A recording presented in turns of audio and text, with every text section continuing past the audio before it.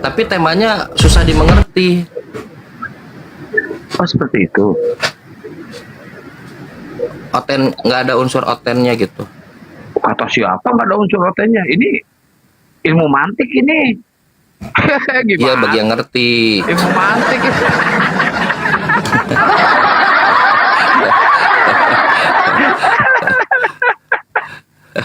Ilmu mantik ini. Filsuf, filsuf. Balagoh. Hmm. Maaf Kang, dengerin sampai kerja siap. Sebentar lagi usaha anaknya ya. Iya. Sebetulnya ya kalau saya pikir ya, teman-teman Kristen tuh harusnya bisa memanfaatkan ya. Kalau ada room-room muslim boleh ini. Saya kadang begini, Kang Kian Santang, Oten silahkan tanya. Kalau gitu itu banyak tapi enak. Kenapa? Karena di gereja nggak bisa nanya. Kasian. Saya berharap aku ingin bertanya seminggu sekali, nunggu Senin, Selasa, Rabu, Kamis, Jumat, Sabtu, masuk hari Minggu kan, masuk ke gereja. Di gereja pendeta ngoceh aja terus. Saya lihat tuh di yang live kan, ini kapan nanyanya? Ngoceh terus. Udah beres Anakku Tuhanku. Udah kan tadi, yang tadi kan anakku Tuhanku yang tadi judulnya. Sekarang diganti ini judulnya anakku Bapakku. Anak dan bapak kan satu. Atau ditambahan, anakku adalah bapakku dan Tuhanku. Waalaikumsalam warahmatullahi wabarakatuh. Ruwet. pusing. Waalaikumsalam. Iya, kayak pusing. Kan emang mereka baru tan pusing mereka mah.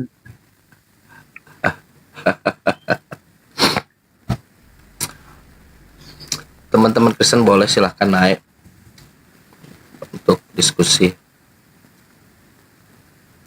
supaya segera tobat. Udah mati nanti kan repot. Kalau kalian mati dalam keadaan Kristen, kalian masuk neraka. Padahal sudah ada kesempatan untuk mendengarkan. Kalau mati bukan dalam keadaan Islam, nanti disiksa. Bener kan? Iya. Siksa abadi disiksanya. Kalau menurut Quran, kalau menurut Yesus, yang berseru kepadaku Tuhan, enyah. Tuh, serba salah. Ini yang lucu nih. Kemarin saya bawain itu yang menyebut, yang mengatasnamakan, yang bernubuat, yang mengusir setan, yang bermujizat, yang menyembuhkan orang sakit atas nama Yesus akan diusir kan. Kata Oten itu kemarin si Emil, cewek, itu kan buat Muslim. Lah, kata saya kapan orang Muslim menyebut Yesus Tuhan? Enggak gitu, itu buat Muslim katanya. Kata pendeta juga itu buat Muslim. Mana ada Muslim menyebut Yesus Tuhan, gimana sih? Muslim Kocak mereka ini. nggak ada teman-teman. Kemarin pagi-pagi. Nah inilah dia, kadang kita tuh aneh ya. Kalau ketika nggak ada Bible, saya lihat tuh ada VT orang mau meninggal kan, kayak sedang sakratul maut, nggak tahu lah itu. Terus ada pendeta, hanya dengan Yesus keselamatan, Yesus jalan, aduh biasa Yesus jalan kebenaran dan hidup, apa ya?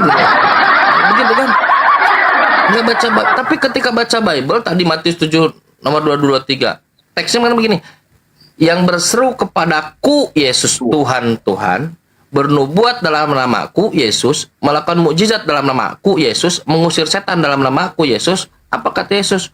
Hari ini aku terus terang kepada kalian, hanya aku nggak kenal kau, jahat. Ada pada level penjahat gitu. Jadi ketika bertemu dengan Bible, ini mulut yang asalnya lancar bilang Yesus Tuhan kok jadi seret gitu. Siapa itu? Asalnya Yesus Tuhan. Tapi ketika tidak ada Bible, nah, kenapa begitu? Kalau kata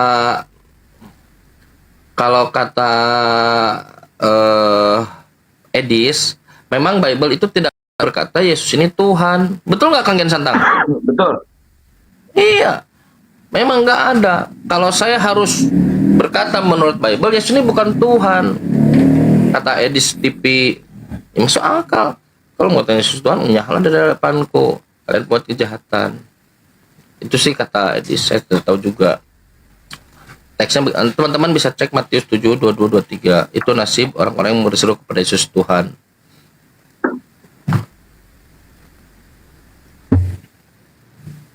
Kalau saya itu sebenarnya kemarin tuh ada yang menarik juga pembahasan. Jadi kan kayak nggak tahu Kang Chen ada nggak ya? Ini kita sambil bukan evaluasi. Kita ke belakang lah sedikit. Jadi kan ketika kita diskusi itu ada teman Kristen yang tidak setuju atau yang mengatakan bahwa antara ajaran Paulus dengan ajaran Yesus itu tidak sepenuhnya sama, banyak perbedaan lah. Kan seperti itu. Nah, tapi statement dia sampai di situ saya coba explore dan saya kembangkan pembahasannya. Akhirnya saya katakan bahwa di satu sisi Yesus itu sedang melarang penyebutan kata Bapa. Di sisi lain justru Paulus itu mengklaim dirinya sebagai Bapa, kan gitu. Itu kan terjadi perbedaan. Nah, tidak boleh mengaku Bapa. Nah, cuman si lawan diskusi kita dari Otennya itu dia tiba-tiba nyerang, dia kan orang Protestan. Tiba-tiba dia nyerang kekatolikan. Itu maksudnya katanya ke Katolik karena mereka itu kan ada hierarki kepemimpinan ya, ada kepausan yang mereka memanggil bapak ke sana. Itu dia nyerang ke sana gitu. Itu sebenarnya menarik untuk dibahas lebih jauh, tapi sayangnya fokus ke Oten keduanya, nggak larikan ke sana. Kenapa dari teman-teman Protestan itu punya pandangan bahwa dari kekatolikan itu salah satu pengajarannya itu adalah melanggar dari pengajaran Yesus. Sebenarnya kalau kita kembangkan lagi lebih jauh, poinnya itu jadinya sama. Misal kan di Katolikan itu kan ketika paus gitu kan ya, kepausan itu bertitah melakukan fatwa, maka kan semua diikuti oleh jemaat kan dan sebagainya. Jadikan sebuah ajaran di luar kitab suci. Lah, apa bedanya nanti dengan dari Paulusnya juga kan? Apalagi Paulusnya mengaku sebagai bapak juga. Apa yang menjadi ajarannya itu jadi patokan imannya teman-teman Kristen jadinya. Kan ke situ jadi poin yang kita dapatkan. Nah, itu yang saya tergelitik itu kenapa dari teman Ibu Nita ya. Dia itu malah menyebutkan denom terbesar juga gitu kan. Bahkan yang lebih tuanya di kekristenan gitu. Itu mengarah ke Katolik. Itu lucu, seru, maksudnya seru. Kalau dieksplor lagi, kalau ada dia itu. Berani menyebutkan. Kalau Advent, maksudnya dari jemaat Advent yang kemarin itu ada Malaysia, ada yang dari Malaysia kan kadang namanya dia si Gabriel, kadang siapa aja lah saya lupa namanya itu. Dia punya pandangan di Matius 7:21, 22, 23 itu. Nah, yang akan diusir oleh Yesus itu dia berani nyebut. Itu di kalangan Katolik dan di kalangan Protestan. Kenapa? Karena dia berani merubah ayat Tuhan gitu. Wis angel-angel aja udah. Jadi mereka ternyata itu di selipan tertentu kalimatnya itu saling menjatuhkan gitu loh. Iya betul. Nah, itu si Gabriel. Saya baca teksnya ya begini. Itu Matius 23 nomor 9. Dan janganlah kamu menyebut siapapun di Bapa di bumi ini, karena hanya ada satu Bapakmu, yaitu Dia yang di sorga.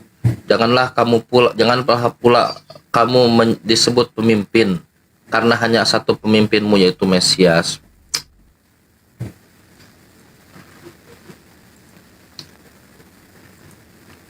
Setiap orang kalau mengartikan dengan hawa nafsunya, bisa jadi orang Protestan mengadres kepada Katolik, makanya mereka hanya sola scriptura. Bisa jadi, saya kira bukan ada dasar, ini bisa didasar menjadi suplai dasar gitu buat menuduh lah gitu ya, begitu. Tetapi kan problematikanya tidak ada standar baku gitu, bagaimana cara memahami Bible ini. Karena kan kita tahu Bible ini, Matius bukan penulis buku Matius, jadi tidak ada satupun Yang tahu tulisan Ustadz Alif, ya Ustadz Alif lah, gitu. Kecuali kalau Ustadz Alif sudah memberikan otoritasnya kepada siapa untuk menjelaskan ulang. Buku ya Bible begitu, setiap orang pasti punya pandangan, dan itu semacam kutukan abadi bagi kita. Dejavu ya, lebih ke dejavu ya. Dejavu itu perasaan mengulang ya. Iya. Kalau di kita mah jadinya itu larinya itu ke apa ya? Dosa jariah mungkin ya. Dosa jariah. Saya tidak tahu, cuman begini. Jadi ini semacam kutukan buat orang-orang Kristen. Dia harus menafsirkan, dan kutukan itu berbeda-beda gitu. Ya, kutukan bukan terminologi Islam sebetulnya. Jadi apa ya, sesuatu yang jadi buruk buat mereka semua, terus-terusan menafsirkan semua dan lain-lain. Ingat konsepnya orang Yahudi dan orang Yunani dalam Bible. Orang Yahudi itu meminta tanda, menghendaki tanda. Ketika Nabi Zakaria dalam Quran itu meminta tanda. Apa tandamu kalau kau sudah mengabulkan doaku ya Allah? Dia berdoa, Nabi Zakaria berdoa dengan penuh. Qala ayatuka alla tukalliman nas. Kamu tidak bisa bercakap-cakap dengan manusia. Layalin fi layalin sawiya. Selama 3 hari fi salayalin sawiya, 3 hari tapi kamu sehat. Jadi tanda. Kalau orang Yunani menghendaki hikmah, betul gitu Ustaz Alif ya? Orang Yunani itu menghendaki hikmah. Coba kita buka ya datanya.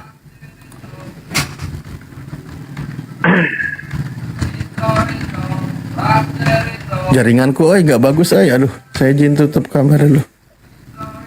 Nah, 1 Korintus 1 nomor 22, orang-orang Yahudi menghendaki tanda dan orang-orang Yunani menghendak mencari hikmat. Nah, Paulus ini ada pada 2 mode itu. Kalau kita baca Roma 1:14, jadi Paulus ini dia belajar kepada minimum 2. Kata Paulus, aku Paulus berhutang kepada orang-orang Yunani yang terpelajar. Baik yang terpelajar maupun tidak terpelajar. Jadi Paulus ini sudah belajar dari orang Yunani. Yang dimaksud dengan hikmah itu seperti begini teman-teman. Dalam pengertian Yunani, bukan dalam pengertian Islam. Anda mojokan di pojok rumah, terus Anda berpikir, Tuhan, oh Tuhan tuh begini. Jadilah konsep Tuhan. Besoknya Anda BO. Oh Tuhan tuh begini. Jadilah konsep Tuhan. Besoknya Anda baca selembar kertas, mikir lagi kencing. Oh Tuhan tuh begini. Itulah yang dimaksud hikmah. Makanya dulu itu adalah theos, logos, sophos. Makanya orang-orang sophos, filosof itu orang yang selalu speak up di luar, di depan gitu. Nah, itu yang terjadi. Beda dengan orang-orang Yahudi. Kalau orang ini menghendaki tanda. Jadi itu. Nah, Paulus ada dalam dua mode itu. Berapa sih 2 Korintus berapa? Aku menjadi orang Yahudi, menjadi orang yang di bawah hukum Taurat, aku menjadi orang yang di bawah hukum Taurat untuk orang yang di bawah hukum Taurat, padahal aku tidak hidup di bawah hukum Taurat hanya untuk memenangkan mereka. Dan aku menjadi orang yang tidak hidup di bawah hukum Taurat, untuk orang yang tidak hidup di bawah hukum Taurat hanya untuk memenangkan mereka, padahal aku tidak hidup di bawah hukum Taurat. Begitu di Paulus. Jadi in between lah. Yang datang ke Listra dan Debre, Paulus dan Barnabas. Padahal kata amanat agung Yesus kan itu ya, Matius 15:24, Matius 10. Kata Yesus, aku hanya diutus untuk domba-domba yang Bani Israel. Jangan kamu menyimpang kepada bangsa yang lain. Itu amanat agung Yesus loh. Tapi yang terjadi adalah ternyata Kisah Para Rasul pasal 11. Teman-teman suka bilang begini, Kang Kian, Kang Chan nih congor katanya. Catat makanya Kisah Para Rasul 11 pasal tuh. Itu karena pengkhianatan kepada Yesus. Jangan ada yang ngomong ke yang lain. Ternyata ada yang beritakan kepada Yunani. Itu masalah, itu isu. Karena itu isu, masalah itu terdengar ke Yerusalem, kan begitu ceritanya.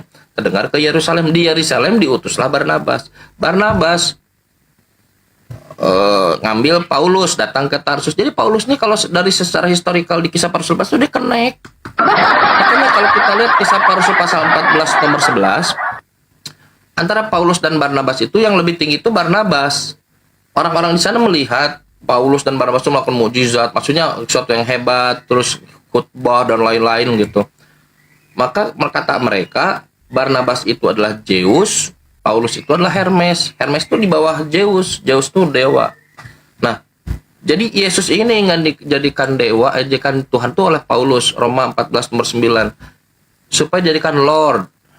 Maksudnya apa? Karena dewa-dewa Yunani itu dia ada dewa besar, dewa-dewa kecil gitu. Yunani itu konsep pagan itu begitu. Buka Google, paganism.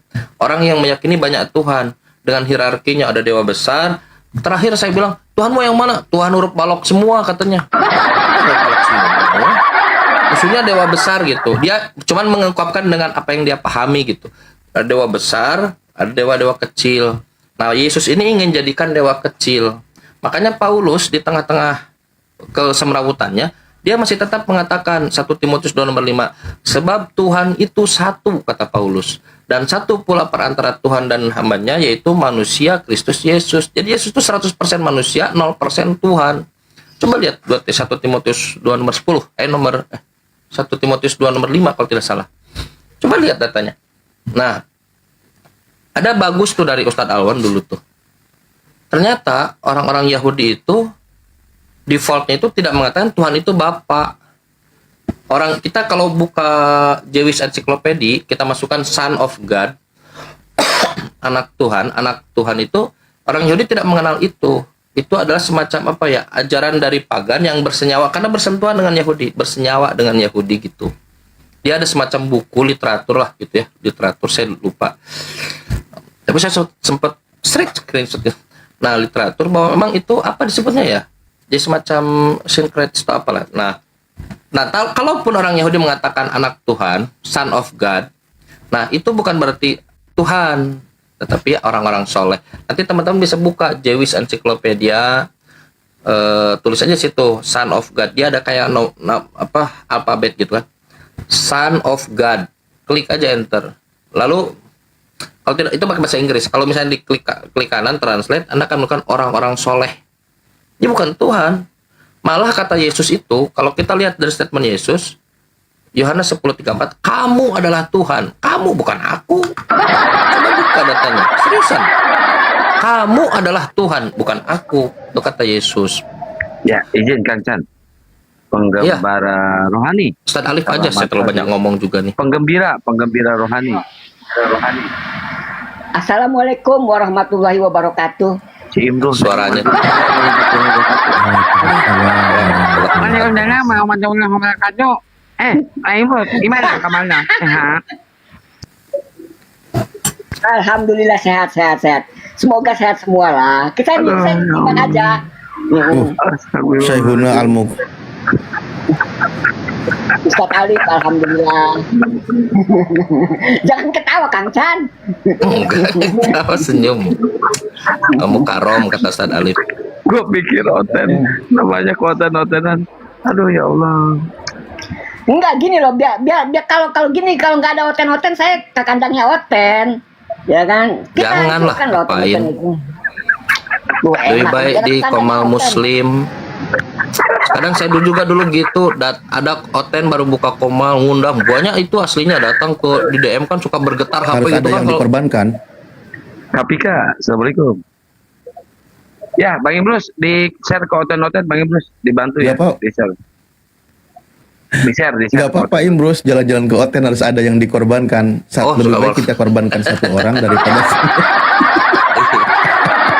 siap saya dikorbankan.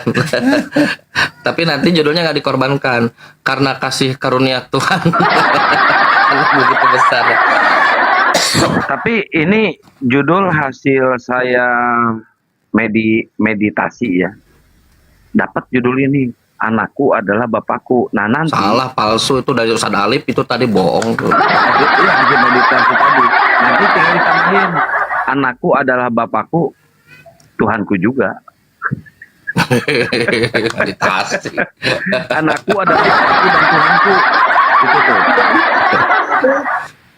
Kang dari Gohiro dapatnya itu. Ya, tapi kalau di ini ngehujat gak? Enggak ngehujat. Emang seperti itu dalilnya. Betul nggak sih? Betul ya Tad? Emang seperti itu kan dalilnya kan? Oh, kan hanya Ustaz Alif kan?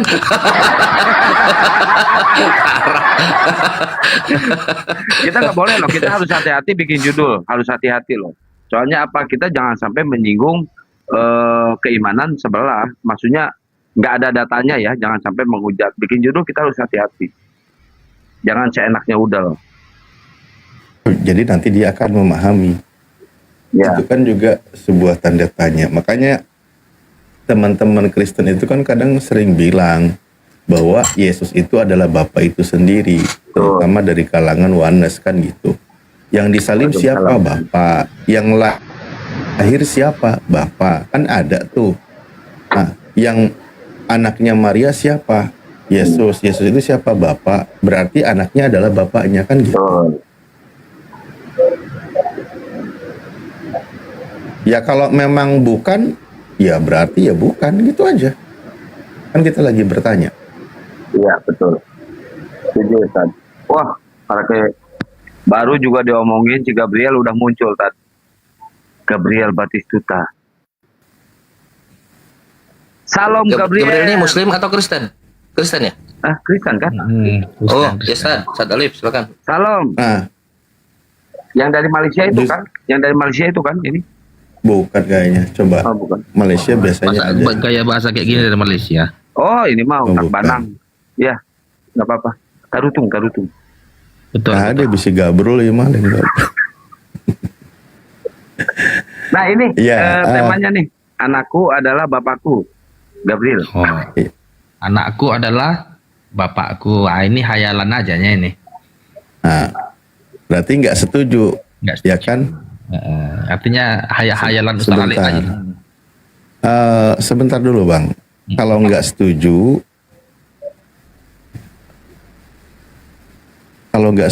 ya, nah, berarti bapak dengan anak itu berbeda kan? Beda. Bener nggak? Beda. Beda lah. Kalau bapak dengan anak berbeda, berarti ada berapa di situ? Beda. Beda pribadi. Assalamualaikum warahmatullahi wabarakatuh. Waalaikumsalam. Waalaikumsalam warahmatullahi wabarakatuh.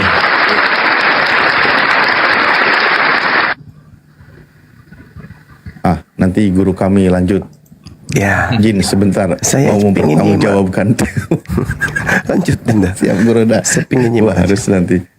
Oke, Gabriel. Mempertahankan jawaban Kalau judul Anda ya. tidak setuju, kalau Anda tidak setuju, berarti antara bapak dengan anak itu berbeda kan gitu. Beda pribadi. Nah, kalau antara bapak dengan anak itu berbeda, berarti ada dua pribadi. Betul. Satu bapak, satu anak. Bahkan Nah. 3. Enggak, nanti sabar, nggak usah banyak dulu, dua dulu aja selesaikan. Atau kurang. Kan gitu ya. Tambah satu lagi. Nanti kalau kurang itu gampang. Nah, ini aja dulu yang dua kita pertanggungjawabkan. Oke. Nah, berdasarkan tertulis di dalam kitab Anda, ini kan jelas nih ternyata berbeda ini dari pernyataan dari Gabriel ini sendiri. Menurut sang anak, menurut Yesus, Bapa itu adalah Tuhan langit dan bumi. Kan gitu. Nah, Itu jelas tertulis. Oke. Sebagaimana di Matius 11:24 25. Jadi lupa aku. Matius 11:25 ya. Nah, sementara itu kan tadi menurut anak. Menurut anak karena ini ada dua pribadi, maka Bapa itu adalah satu-satunya Tuhan dan dia itu adalah Tuhan langit dan bumi. Dan sekarang menurut Bapa, siapa si anak ini? Menurut sang Bapa, anak ini adalah hambanya dari Tuhan langit dan bumi itu. Alias hamba dari sang Bapa kan gitu. Matius 12 nomor 18. Yang ngomong siapa? Bapak atau Sang siapa yang Bapa. Apa kata Sang Bapak situ? Sang Bapa berbicara, lihatlah itulah hambaku yang kupilih, yang kukasihi, yang kepadanya jiwaku berkenan. Oke? Inilah Jadi anak yang kukasihi, kepadanya lah aku berkenan. bisa nggak jangan dirubah isi ayatnya kalau dia itu adalah diserunya sebagai hamba? Coba dulu buka dulu kitab itu Alif. Yang sebenar-benarnya apa tertulis di situ, Bu? Kalau tertulis hamba, Anda setuju atau tolak? Coba mari kita lihat ya. Apa ayat berapa tadi Alif? Matius 12 nomor 18. 12 bentar dulu ya. Nih, 12, Iya. 12. Anda tadi tidak setuju, berarti Anda membantai si kitab. makanya Matius Matius 3 nomor 17 itu sebenarnya anak di situ merujuk kepada hamba. Ketika disebut sebagai anak, lihatlah itulah anakku yang kupilih, itu maksudnya merujuk kepada hamba, diperkuat di Matius 12 nomor 18. Lihatlah itulah hambaku yang kupilih, yang kukasihi, yang kepadanya jiwaku berkenan. Aku akan menaruh rohku ke atasnya, kan gitu. Benar-benar. Lihatlah ini Benar. itu hambaku yang kupilih, benar. Yes, ya, makanya kan di situ jelas. Yesus di hadapan Sang Pencipta adalah hambanya, kan gitu. Dan Bapa Sang Pencipta di hadapan Yesus adalah Tuhannya. Ini jelas berdasarkan yang tertulis. Tapi Yesus dan Bapa di hadapan Kristen, keduanya adalah Tuhan. Nah, ini bedanya antara ajaran Yesus dengan ajaran Kristen di situ. Karena tadi Anda sudah katakan Yesus dan Bapa itu berbeda. Yesus sang anak bukan Bapa dan Bapa bukan anak, kan Dan gitu. sebentar Alif. Aku Oke. juga mau kasih ayat juga. Yaitu Matius 3 ayat 17 ya. Ini Yesus dibaptis Yohanes. Apa pernyataan Allah langsung ini? Ya. Terdengar suara dari surga yang mengatakan, ya, inilah anakku yang terkasih, kepadanyalah aku berkenan. Ini suara Allah langsung, ya. Tapi tadi kok ada 2 kali suara Allah itu? Coba lu apa ini? Matius tadi kok Kan tadi sudah saya katakan, Bang, maksud dari anak di situ adalah hambanya yang dikasihi. Karena memang Tuhan itu mempersiapkan Yesus sebagai penyampai firman-Nya yang akan menjadi wakil Tuhan di muka bumi ini untuk menegakkan hukum Tuhan. Sebagaimana Tuhan kehendaki. sebentar, Alif. Kalau kita nanti Abang lanjut ya, nanti Abang izin jangan dipotong dulu. Jangan dipotong dulu biar tidak salah paham yang saya sampaikan. Iya. Ini berdasarkan Tentang Matius yang 12 kita tadi kaji. akan kujelaskan lagi, Alif. Itu bukan Allah langsung berbicara, tetapi supaya digenapi firman yang disampaikan melalui Nabi Yesaya. Yes, Ini di betul. Nabi Yesaya ini ya. Ini Betul. kan nubuatan Nabi Yesaya dikatakan Betul. yang dimasukkan lagi ke dalam Matius. Bukan Betul. Allah langsung yang ngomong ini. Loh. Sebentar. Firman, Lihatlah. firman. Sebentar Alif. Lihatlah itu hambaku yang kupilih katanya, ya kan? Yang kukasihi. Tetapi ini adalah nubuatan di Nabi Yesaya yang dimasukkan dalam kitab Matius. Bukanlah Allah langsung yang Betul. berbicara. Sebentar Alif ya. Tetapi pada Matius 3 ayat 17 itu Bapa itu langsung yang berbicara, suaranya Bapa langsung dari surga. Ah begitu Alif. Silakan. Loh, itu firman yang disampaikan kepada Nabi Yesaya diulang di dalam kitab Matius. Itu firman Tuhan.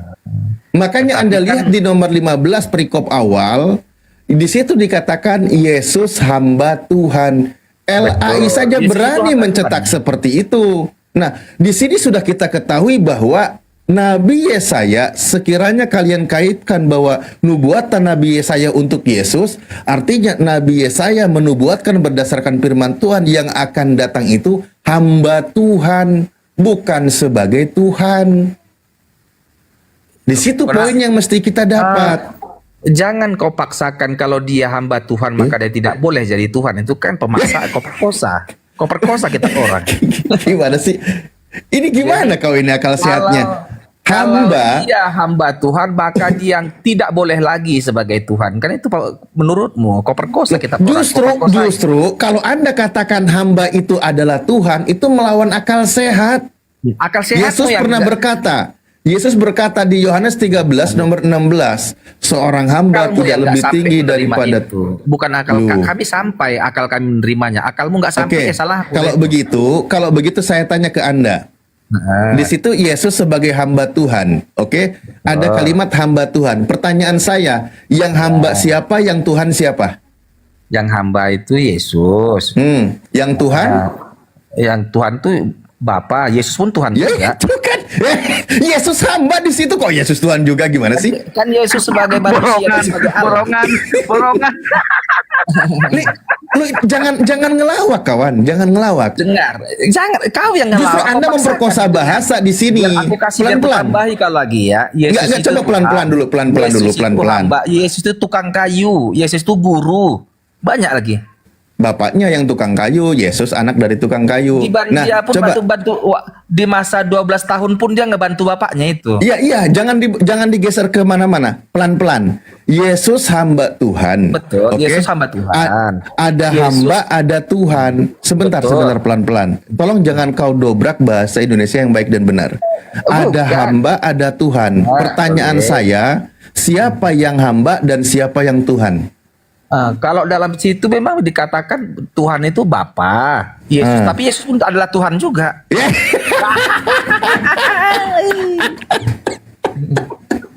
Guruda, mau masuk Guruda ini agak sengklek Guruda. Terima Yesus sebagai Tuhan. Kau hanya ingin Yesus sebagai manusia doang. Bukan, di situ jelas perikopnya ada, bunyi ayatnya ada. Kenapa Anda rubah kalimat tersebut? Yang hamba siapa, yang Tuhan siapa? Anda katakan yang Tuhan Yesus juga, kan nggak nyambung. Sementara nyambung? Sang Tuhan sendiri berfirman, itu adalah hambaku. Berarti betul. Yesus itu di hadapan Sang Pencipta sebagai hambanya, dan Iya, Sang sebagai- Pencipta di hadapan Yesus sebagai Tuhannya. Tapi memang kau nggak nyampe kali-kali ke situ, Alif. Biasanya. Kok nggak nyampe lagi? Iya, karena memang terdoktrin tidak boleh Yesus adalah Tuhan. Karena dia wajib hanya hamba Justru doang. Anda yang terdoktrin bahwa Yesus itu Tuhan, sehingga kata hamba pun kau maknai sebagai Tuhan. Sekarang Itu sesuatu yang begini. berlawanan. Sekarang buktikan. Yesus pernah mengatakan seorang hamba tidak lebih tinggi daripada Tuannya, begitu juga seorang utusan daripada Bagi dia yang manusia. mengutusnya. Itu menunjukkan status yang berbeda. Itu sudah sangat jelas. bagi manusia itu. Lah memang iya, lah Anda bukan manusia. Manusia. Ya artinya kita memahami di situ Sekarang Yesus sebagai aku hamba tanya dari dulu Tuhannya kau. gitu Aku loh. Tanya dulu kau. Yesus itu berkuasa nggak di bumi dan di sorga? Tidak. Tapi Yesus ngomong itu, kepadaku telah Ya, diserahkan buktikan. segala kuasa di sorga dan di Buktikan. bumi. Itu Buktikan. iblis yang ngomong itu iblis. Masuk Gurunda. Kena di sini. Iblis katanya. Berani nggak Muhammad ngomong kayak gitu? Loh, Nabi itu bukan iblis. Kutanya dulu samamu, yang pernah ngomong seperti itu di dalam Bible, Yesus atau iblis? Hanya Yesus yang ngomong kayak gitu. Anda baca Lukas 4 nomor 6 nomor 7. Nah, apa Lukas 4 berapa? Sini gimana? Anda silakan baca. Silakan Anda baca. Lukas apa? Entar dulu ya. Udah, aku lihat dulu betapa pintar pemelintir gitu. Kamu yang memelintir karena kau itu penganut ajaran Roma Ayat Yunani. berapa Juma? Lukas ayat 4 ayat berapa? Nomor 6 nomor 7. Nomor 6, nomor 7 biar bacakan ya. Judulnya ini Yesus dicobai di padang gurun ya, perikopnya ayat 6. Lalu berkata, enggak lengkap. Ayat 5 adalah biar agak lebih komplit. Lalu iblis membawanya ke kota suci dan menempatkan dia di pinggir atap bait Allah. Lalu berkata kepadanya, berarti iblis yang berkata kepada Yesus, jika engkau anak Allah, katanya, diuji dia ini, jatuhkanlah dirimu ke bawah. Sebab ada tertulis, kata si iblis, mengenai engkau, ia akan memerintahkan malaikat-malaikatnya dan mereka akan menatang engkau di atas tangannya, supaya kakimu jangan terantuk pada batu. Ayat 7, Yesus berkata kepadanya, ini iblis, ada pula tertulis, jangan engkau mencobai Tuhan Allahmu. Ya. Apa masalahnya nih Juma? Nah, kamu lihat narasi yang sama dibangun di dalam kitabmu di pernyataan Matius itu sendiri, sama persis. Sama persis. Narasi yang sama maksudnya gimana? Mau kau cocok-cocokkan ke biar bahwa Yesus enggak, jadi adalah sabar iblis? dulu. Kamu kan bertanya, di mana dalilnya? Ini. Kemudian iblisnya berkata. Nah, narasi yang sama di dalam Matius 4 persis. Iblis membawa Yesus ke gunung yang sangat tinggi. dan memperlihatkan kepadanya semua kerajaan dunia dengan kemegahannya dan berkata kepadanya, semua itu akan kuberikan kepadamu jikalau engkau sujud menyembah aku. Oke? Benar? Ya. Iblis yang mengatakan itu betul? Iblis berkata begitu, ayah betul. Siapa yang punya kuasa di situ? Iblis kan pendusta. Ya, betul. Apa bedanya dengan orang yang keluar dari kubur? Sebentar dulu Jum. Kita lihat keadaan Yesus yang sesungguhnya itu keadaan Yesusnya gimana? Ayat 8 biar baca ayat 8 lagi dulu ya. Iblis Ya, juga silakan. membawanya ke atas ke atas gunung yang sangat tinggi dan memperlihatkan kepadanya semua kerajaan dunia. Diperlihatkan iblis ini ya dengan kemegahannya. Dan berkata kepadanya, kepada Yesus, semua itu akan kuberikan kepadamu jika engkau sujud menyembah aku. Lalu kau tanya sama aku Juma, siapa yang berkuasa? Mana ada kuasa iblis? Ini kan iblis kan menipu. Bukan dia berkuasa atas Yesus sendiri yang mengklaim iblis itu penguasa dunia loh. Yesus yang mengakui itu. Yesus yang mengakui. Dan iblis juga mengatakan bahwa jikalau engkau menyembah aku, seluruhnya itu akan menjadi milikmu. Jadi gini Segala dia. kuasa dunia serta kemuliaannya akan kuberikan kepadamu. Sebab semuanya itu telah diserahkan kepadaku. Dan aku iblis memberikan kepada siapa saja yang aku kehendaki. Ada nggak Yesus ketika dia penginjilan mengatakan segala kuasa langit dan bumi telah diberikan kepadaku? Ada nggak? Nggak ada. Ucapan itu muncul. Sebentar Juma, segala kuasa di surga dan di bumi telah diberikan kepadaku. Itu bukan Yesus. Berapa kali saya harus katakan? Jadi kau yang menentukan Yesus atau bukan Yesus? Loh, dengarkan saya. Yohanes 17:8. Yesus berkata, segala firman yang engkau berikan kepadaku telah aku sampaikan kepada mereka. Ada nggak Yesus pernah mengatakan kepadaku telah diberi kuasa baik di langit di bumi? Ada nggak? Ada. Di mana Yesus segala mengatakan? kuasa di surga dan di bumi telah diberikan kepada. Bodohnya minta ampun. Inilah kamu pantas sesat karena kau jadi Kristen dongo. Ucapan yang kau baca itu ucapan orang yang keluar dari tanah. Yang bangkit dari kuburan itu kan Yesus.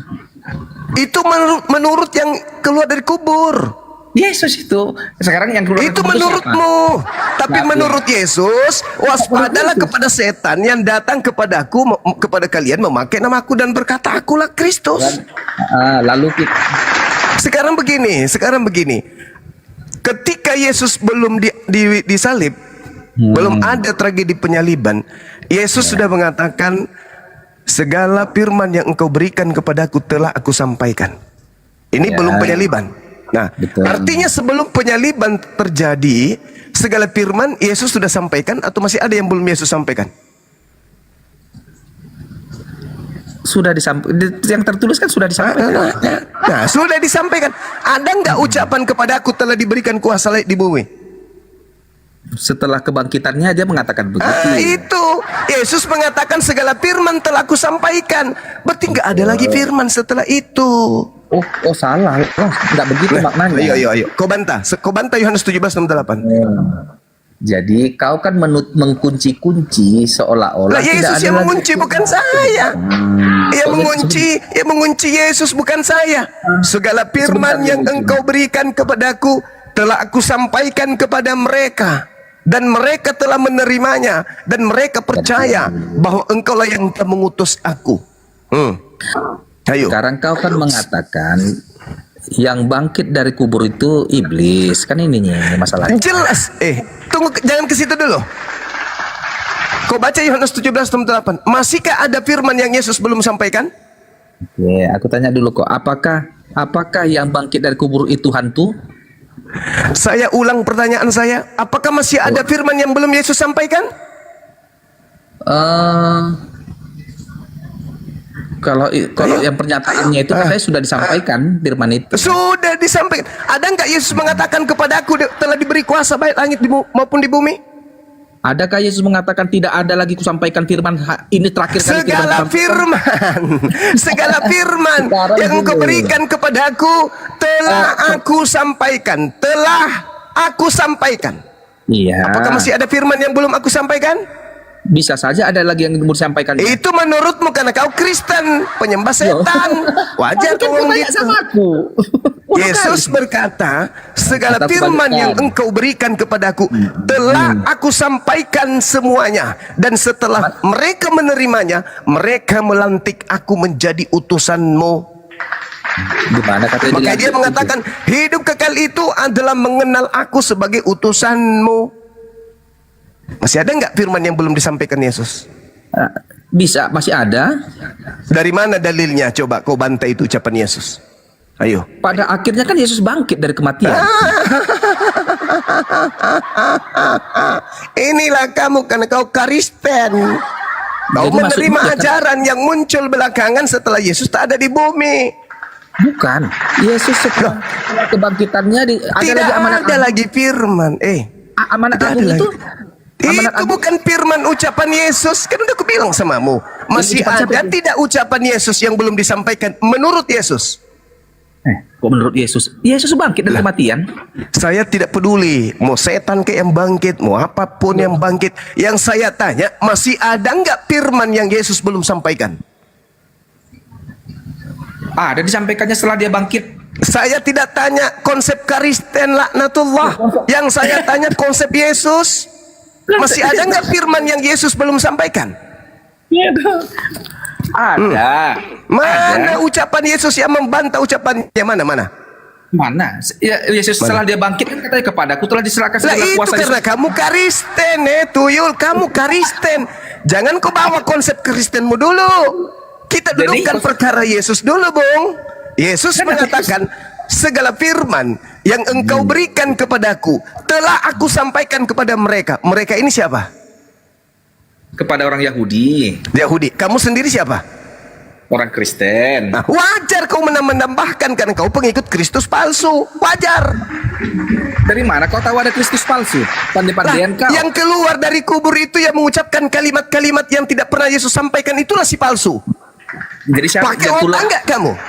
Yang dikeluar dari kuburan itu, yang bangkit dari kubur itu siapa? Kata Yesus iblis. Mana kata Yesus iblis? Katamu lah dulu. Matius 12, dengar. Matius 12 nomor 38 nomor 40 sampai 40. Angkatan jahat diberikan tanda anak manusia keluar dari kubur. Itu tanda untuk siapa? Di mana tertulis itu? Itu tanda untuk siapa? Ayat berapa biar kita buka? Ayo. Berapa? Matius 12 nomor 38 sampai ini kau tidak kuasai Bibelmu soal masalahnya. Kau cuman korban pendeta aja masalahnya. Silakan kau baca. Ingat ya, segala firman yang engkau berikan telah aku sampaikan kepada mereka. Mereka telah menerimanya. Dan tidak ada itu. Kepadaku telah diberikan kuasa. Akulah Yesus yang kau aniaya. Akulah Alfa dan Omega. Itu enggak ada.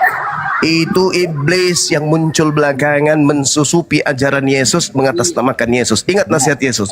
Waspadalah kepada setan yang datang kepadamu memakai namaku dan berkata akulah Kristus. Jangan kau percaya. Makanya Yahudi tidak Kristen. Kau baca sekarang Matius 12 nomor 38 sampai nomor 40 kau baca. Matius 12 nomor 38 ya. Iya. Pada waktu itu ini tanda Yunus ya, judul perikopnya aku lihat ini.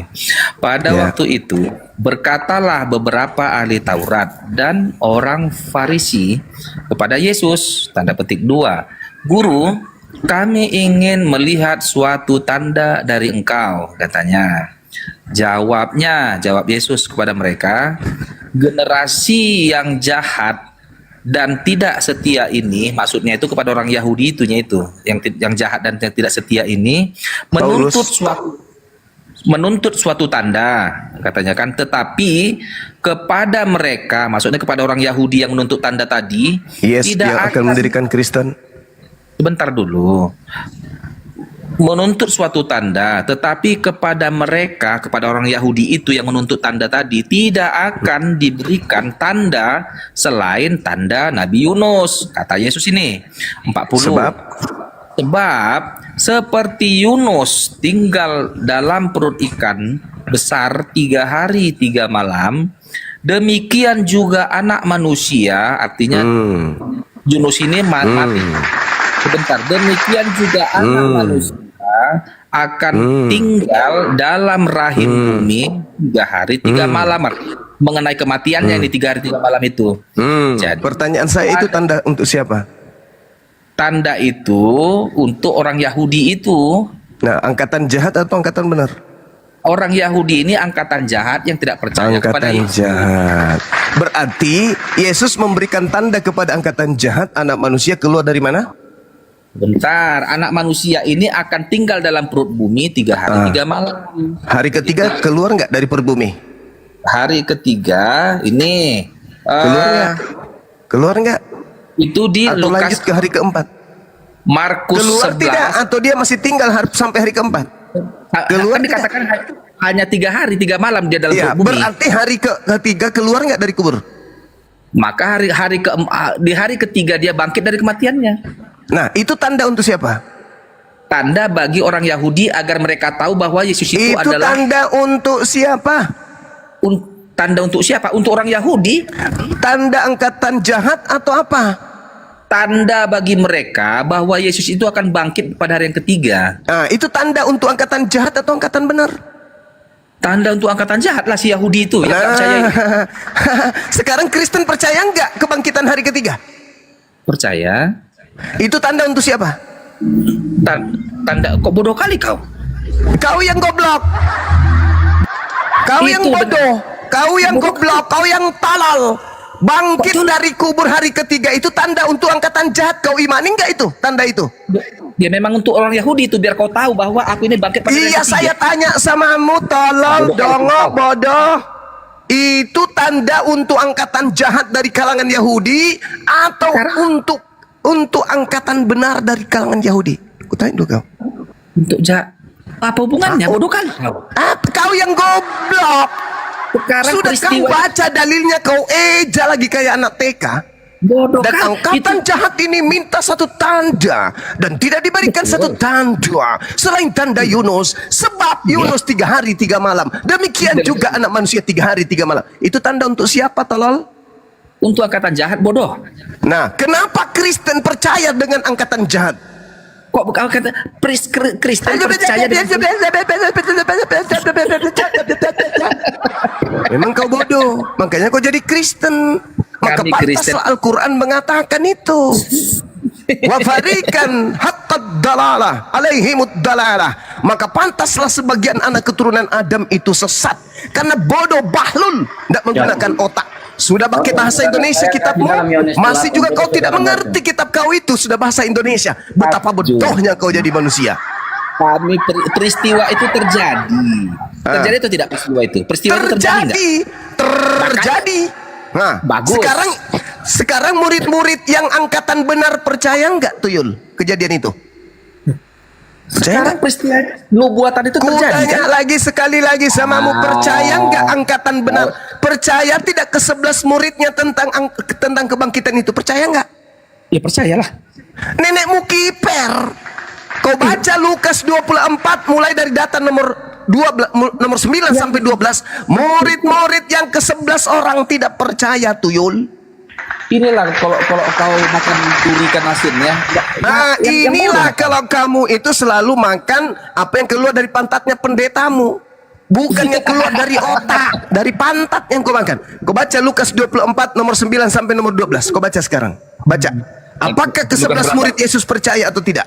Biar kau tahu, Ya, percayalah. kau itu penerus daripada angkatan jahat, bukan penerus angkatan benar. Lukas 24 nomor 9 sampai nomor 12. Kau baca. Pada awalnya mereka si Thomas itu ragu. Pada awalnya mereka tidak percaya. Maksud lo, pada awalnya mereka itu angkatan benar. Lama-lama mereka menjadi angkatan jahat. Yes, betul, kamu betul. Kamu betul. Nah, sekarang kau baca Lukas 24. Jadi Kau baca dulu Lukas 24. udah tahunya aku itu ayat itu Apa? bahwa mereka Apa? nggak percaya artinya Enggak ini- percaya. Sekarang begini, Bung. Kalau Ya. mereka tidak percaya, apakah bukan karena salah. mereka angkatan jahat? Oh bukan. Nah, gitu dong. Berarti murid-muridnya angkatan benar, betul? Betul. Ya memang Nah, murid-muridnya sekarang angkatan benar ketika didatangi oleh makhluk yang keluar dari kubur, menganggapnya Tuhan atau menganggapnya hantu? Jujur. menganggapnya Tuhan. Pada awalnya mereka ragu-ragu. Masalah generasi. Kuulang lagi pertanyaannya. iya. Ketika kemudian hantu ini keluar dari kubur pada hari ketiga, murid-muridnya menganggapnya Tuhan atau menganggapnya hantu?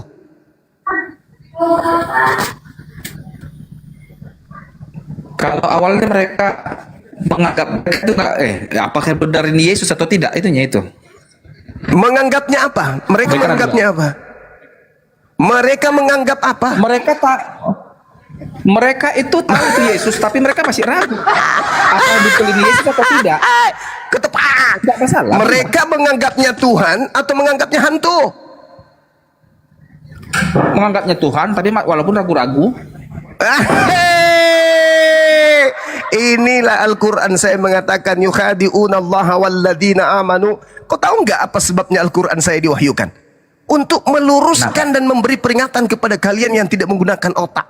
Di situ dalilnya kitabmu mengatakan mereka kaget dan ketakutan sebab mengira melihat hantu.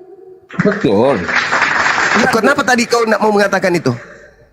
Karena mereka tuh lupa bahwa Yesus telah mengatakan bahwa tidak, bukan karena misimu adalah kamu ingin menyesatkan manusia.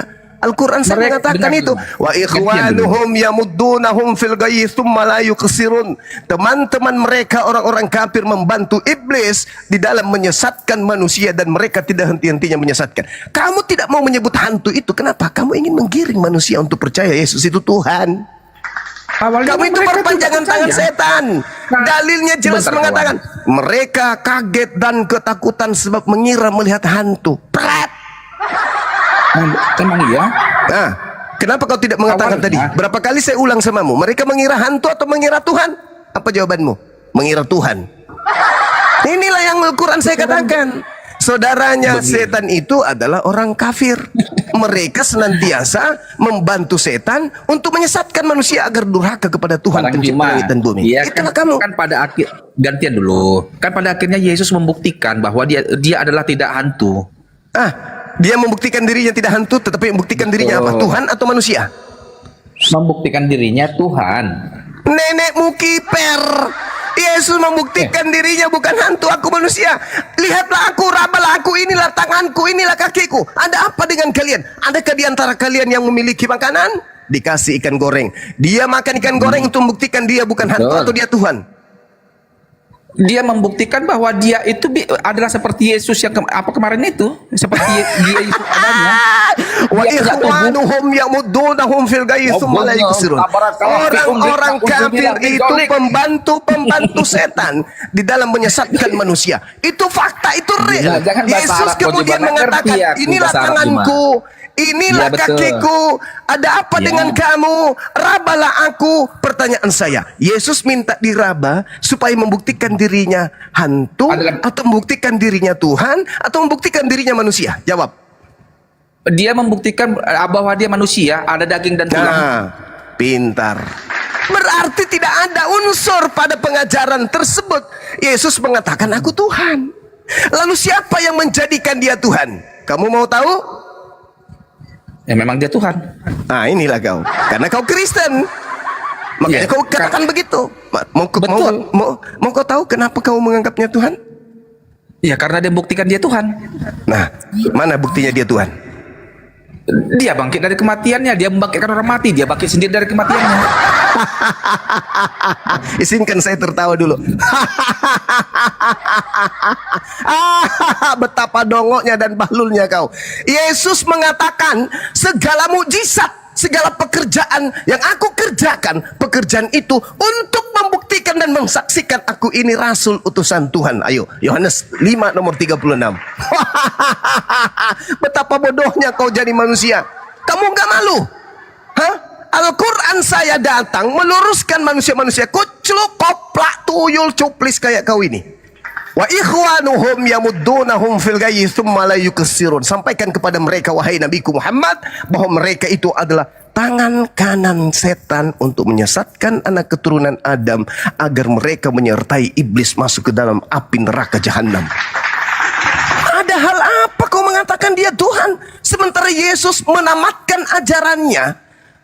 Ada kesaksianku yang lebih penting dari kesaksian Yohanes Pembaptis, apalagi sekedar pembohong ini. Bahwa seluruh mujizat yang aku kerjakan, pekerjaan mujizat itulah yang aku lakukan sekarang, dan mujizat-mujizat itulah yang telah bersaksi bahwa aku melakukan itu karena aku adalah utusan Tuhanku. Petrus berkhotbah. Tuhan itu Diam. kan Tuhan orang Arab. Petrus berkhotbah. Apa kata Petrus? Jadi seluruh orang Israel harus tahu. Yang aku maksudkan adalah Yesus anak Maria dari kota Nazaret, anak tirinya Yusuf, sepupunya Yohanes Pembaptis, ponakannya Elisabet, ponakannya Zakaria.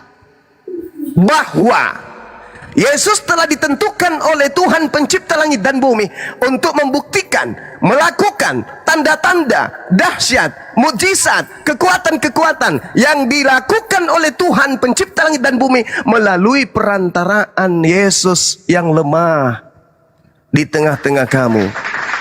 Seperti yang kamu tahu, Petrus sudah menyatakan itu, Yesus sudah menyatakan itu. Lantas Kristen ini dari mana datangnya melantiknya Tuhan? Makanya aku bilang, mau enggak aku ajarkan kenapa Kristen menganggap Yesus Tuhan? Mau enggak? Siapa yang mengajarkan mereka kemudian menjadikan Yesus itu Tuhan? Mau enggak? Kenapa kemudian Yesus bisa jadi Tuhan? Mau enggak aku ajarkan? Supaya kau sadar. Untuk apa? Kalau Ternyata ajaran Yesus Tuhan itu bukan dari Yesus, tetapi dari unsur Roma Yunani. Mau enggak aku ajarkan? Untuk apa? Kau kan Islam, ngapain ngajari aku? Karena saya lebih paham daripada kamu. Apa nyesatnya kau? Nah, sekarang mau aku buktikan bahwa saya lebih paham daripada kamu. Buktikan. Oke, baik. Kamu buka kitabmu sekarang di Kisah Para Rasul 14 nomor 11. Ayo, belajar. Tidak apa-apa, jangan gengsi. Lanjut aja lah. Aku lagi jadi jalan, aku keluar. Oke, saya kasih pengajaran samamu kawan.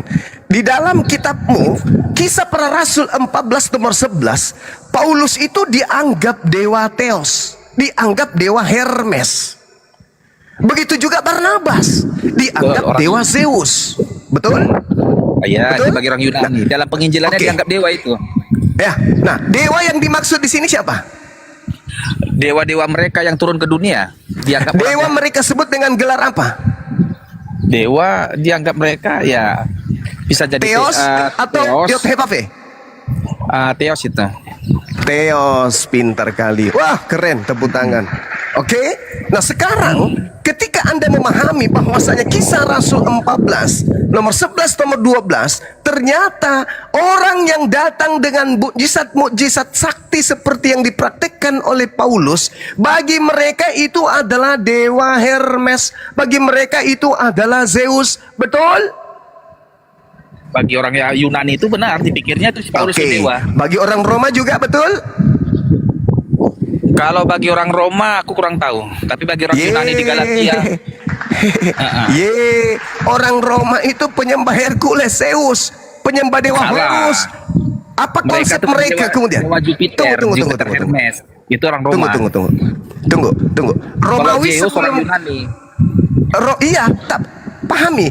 Orang Yahudi tidak mengajarkan kemudian memahami dewa-dewa Roma dan dewa-dewa Yunani. Sekarang ketika orang orang Romawi mengadopsi pemahaman mereka, kepercayaan mereka, mereka selalu menggunakan mitologi Yunani. Sampai sini paham? Paham ya? Paham ya? Oke.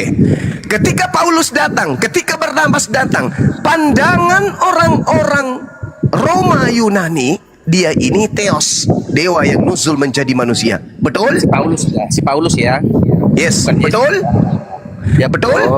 Dianggapnya mereka Sekarang, dewa. Oke, sekarang ketika Yesus melakukan mukjizat sekiranya seperti apa yang digambarkan oleh Kristen, bagi orang Yahudi dan bagi Yesus, dia Tuhan, dia Theos, dia dewa Elohim, atau dia utusan Tuhan? Sekiranya Dia itu guru-guru bagi orang Dia, Israel. dia utusan bagi orang Israel, bagi Yesus. Betul? Betul, utusan dia hamba. Nah, kemampuan, kekuatan, mujizat yang dimiliki oleh Yesus ketika dinalar oleh orang Roma dan Yunani, posisi Yesus sebagai dewa, anak dewa. Oh, Yesus nggak sampai ke Romawi. Tunggu. Ke Roma. Saya tahu, saya paham, saya ngerti. Nah, Pertanyaan jangan saya, bawa dia ke Roma. dengar, ketika konsep yang ada pada diri Yesus membangkitkan orang mati, orang lumpuh berjalan, orang buta melihat, dikonsumsi oleh orang Roma dan Yunani, maka dalam pandangan mereka Yesus ini jelmaan Theos, betul? Betul? Betul? Saya ulang lagi pertanyaan saya. Loh, tadi Paulus dianggap apa ketika dia datang ke sono? Dianggap apa? Dianggap dewa Hermes. Ketika berita-berita cerita-cerita ini dijual oleh Paulus ke mereka, maka Yesus ini dianggap jelmaan dewa mereka atau dianggap jelmaan Tuhannya Yahudi? Jawab dengan jujur. Orang-orang Roma Yunani ketika diberitakan tentang Yesus, ini yang buka kamera bisa nggak ditutup aja dulu? Ditutup aja dulu bang. Nanti kalau anda mau diterapi, nanti saya terapi. Sabar dulu. Pasien ini dulu yang pertama. Ditutup aja kameranya. Bingung saya entah ngapa-ngapain anda. Jadi ketika saudara mendengarkan cerita-cerita tentang Yesus membangkitkan orang mati, orang lumpuh berjalan, badai menjadi tenang dan seterusnya. Berita-berita ini sampai kepada Romawi dan Yunani, mereka menganggapnya inkarnasi Tuhannya Yahudi atau inkarnasi dewa mereka? Jawab. Mas bisa ditutup dulu kameranya abang ini. Ngapain dia? Atau diturunkan aja dulu. Ya gimana? Yang menjadi dewa itu dianggapnya si Paulus, bukan Yesus. Bagi orang Sabar Yunani dulu, itu, jangan sembunyikan. Jangan disembunyikan kebenaran itu, saudara. Ketika informasi tentang yang dianggap Yesus, mereka dewa itu dulu. Ya. 13 buku Silakan. Paulus itu dikirim ke mereka orang-orang Yahudi yang hidup di tengah-tengah asing, sekaligus pengakuan Paulus, aku diutus kepada non-Yahudi. Oke? Ketika berita-berita tentang Yesus, kesaktian-kesaktian Yesus itu kemudian sampai ke tangan mereka, mereka menganggap Yesus ini anak dewanya mereka atau menganggap Yesus ini sebagai inkarnasi Tuhannya Yahudi? Jawab.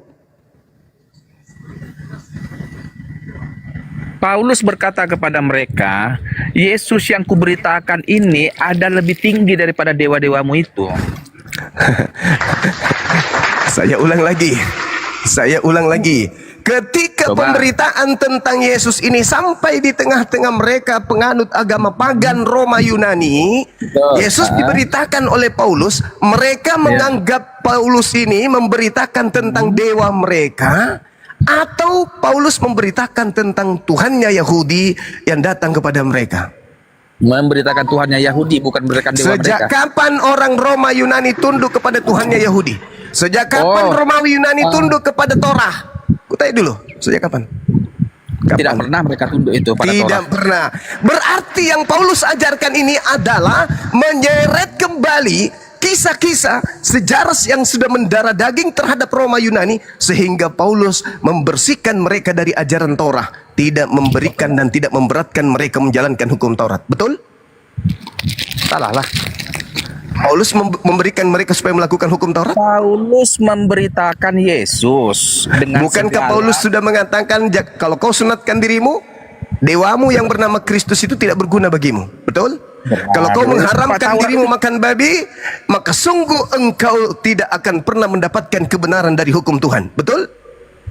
Hukum Taurat tidak menyelamatkan lagi, itu kata Paulus. Nah, itu maksudnya. Jadi ajaran itu diajarkan kepada orang Yahudi atau kepada orang Romawi? Ajaran baru, namanya perjanjian baru. Itu diajarkan kepada orang Yahudi atau non-Yahudi? Kepada dunia Yahudi. Nah, non-Yahudi diajarkan. Mereka terima nggak ajaran itu?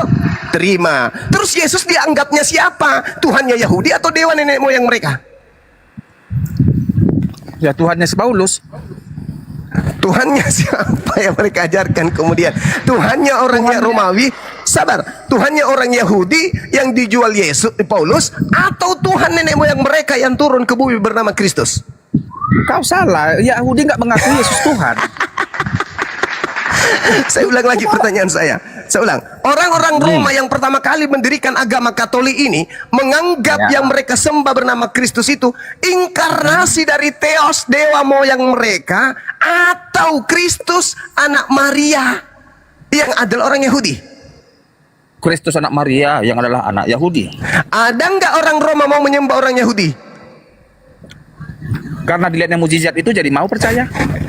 Mereka setelah dikunci otaknya, dikatakan itu adalah penjelmaan dari Theos. Mereka percaya nggak? Ada yang percaya, ada yang nggak percaya. Ketika mereka kemudian diajarkan bahwa ini adalah penjelmaan Yod-Heh-Vav-He, mereka percaya?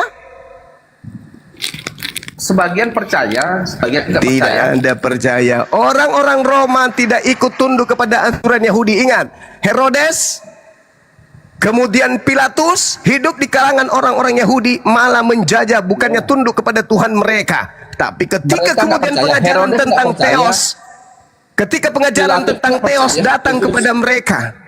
datang kepada mereka, dalam nama Kristus, laku keras ajaran tersebut. Nah sekarang, mari kita lihat, kita buktikan di dalam pengajaran Paulus di kitab Filipi 2.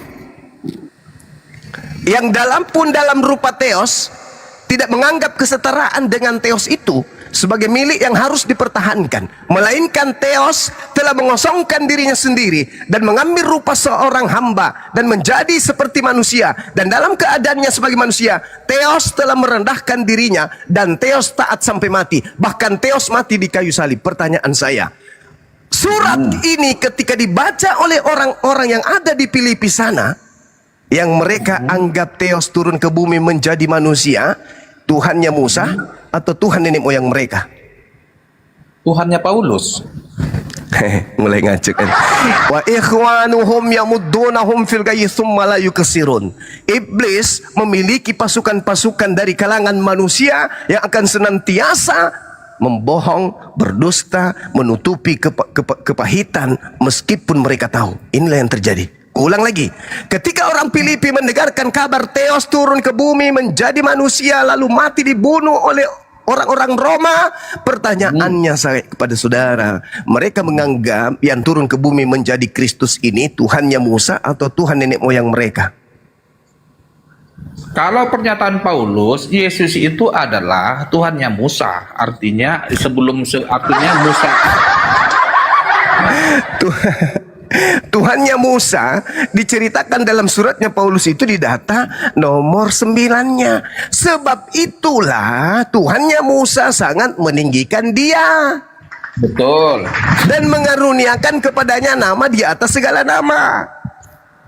Menurut surat Paulus mengatakan Tuhannya Musa itu mengambil rupa daging, itulah dia Yesus. Tidak ada Tuhannya Musa mengambil rupa daging. Paulus tidak mengajarkan Tuhannya Musa.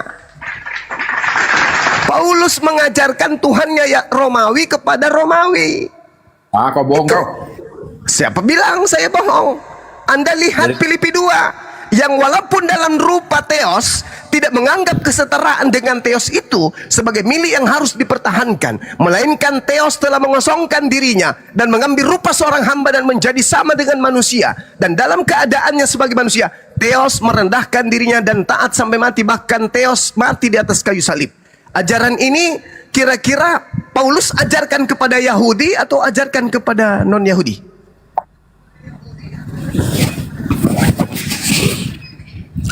Kepada non-Yahudi.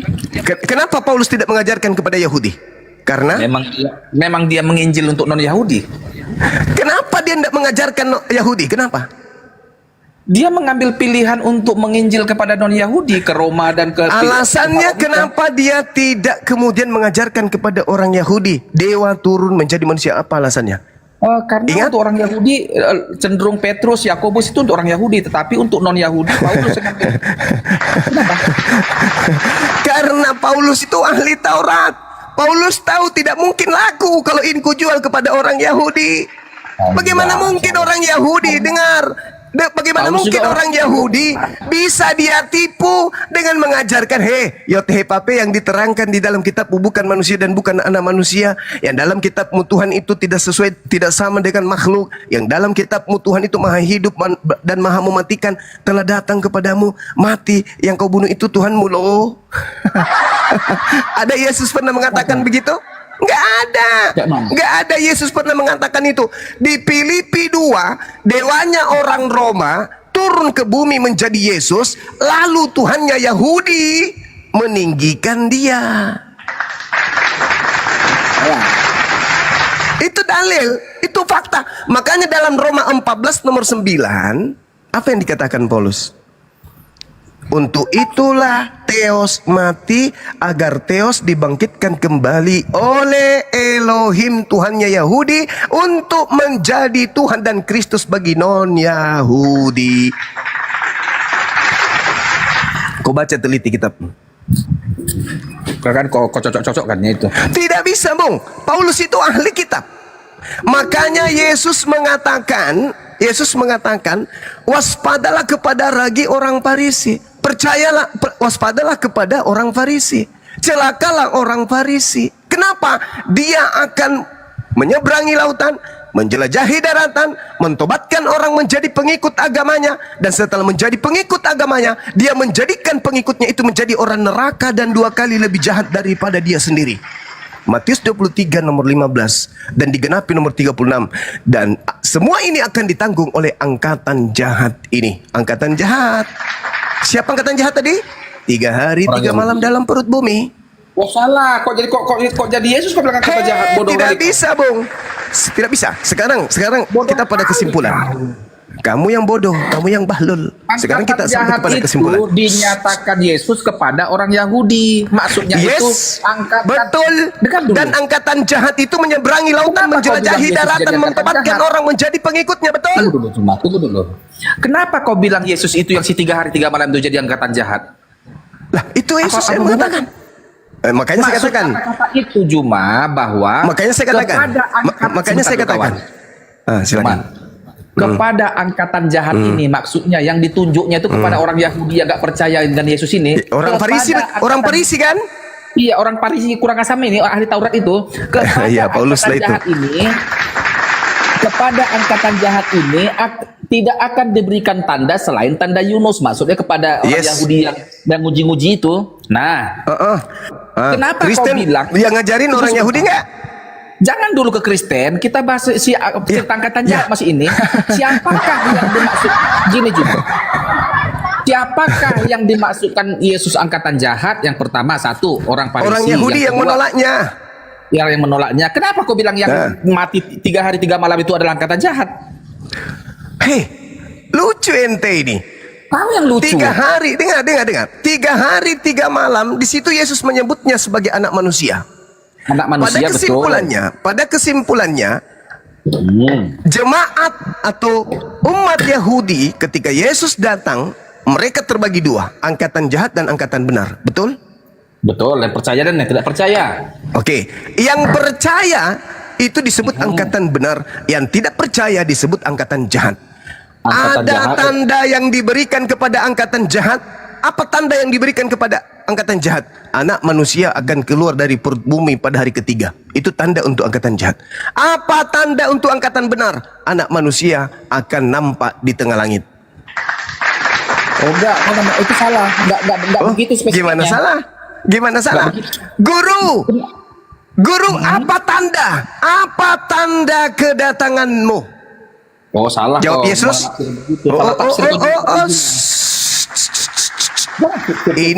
Ini angkatan benar minta tanda, angkatan jahat minta tanda. Angkatan benar minta, guru, apa tanda kedatanganmu? Aku nampak di tengah kuburan atau aku nampak di tengah langit? Jawab. Oh, itu tuh kedatangan Yesus yang kedua kali. Saya ulang lagi. Angkatan benar minta satu tanda. Dan ketika angkatan benar minta tanda, Yesus mengatakan tandanya anak manusia akan terlihat di tengah kuburan atau akan terlihat di tengah langit? Jawab. Beda konteks, beda cerita, beda Saya narasi. ulang lagi. Ini yang keempat kalinya. Ketika angkatan benar minta tanda, Guru, apa tanda kedatanganmu? Apa kata Yesus? Aku nampak di tengah kuburan atau aku nampak di tengah langit? Jawab.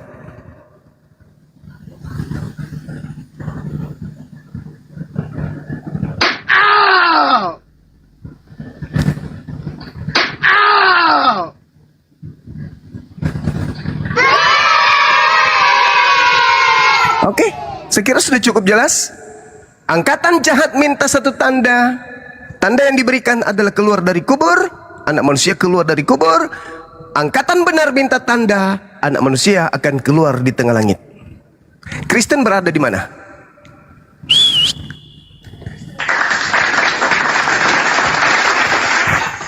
Oke, saya kira cukup teman-teman sekalian. Kalau ada pasien baru mungkin ada Dinda Kancang di sini memberikan materi juga mungkin.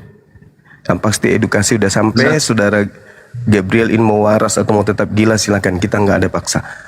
Silakan teman-teman. Masya Allah. Ya, sebelumnya saya mau nyapa dulu. Ini MB Irianto ini Muslim apa Kristen? MB Irianto. Muslim. Oh, Muslim. Baik. Nyimak dulu ya Bang ya. Silakan, Ini Kang. host, siapkan tim medis host, karena sudah tidak ada tanda-tanda kehidupan dari hotelnya. Ini Oh, bahaya iya, ini. iya. Udah Teman-teman coba Gila, ditelepon ambulan ditelepon ambulan. Apa itu kok dari ambulan kalian panggil? Silakan dinaikkan saudara kita yang Kristen lainnya. Saudara Gabriel duduk santai dulu, lanjut makan.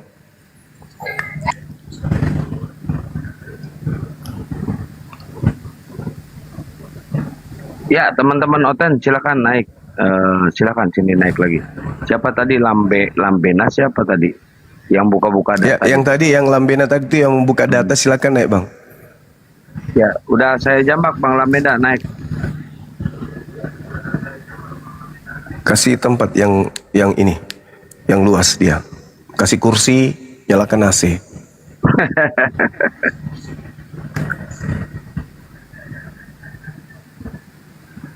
Yang Muslim jangan minta naik dulu.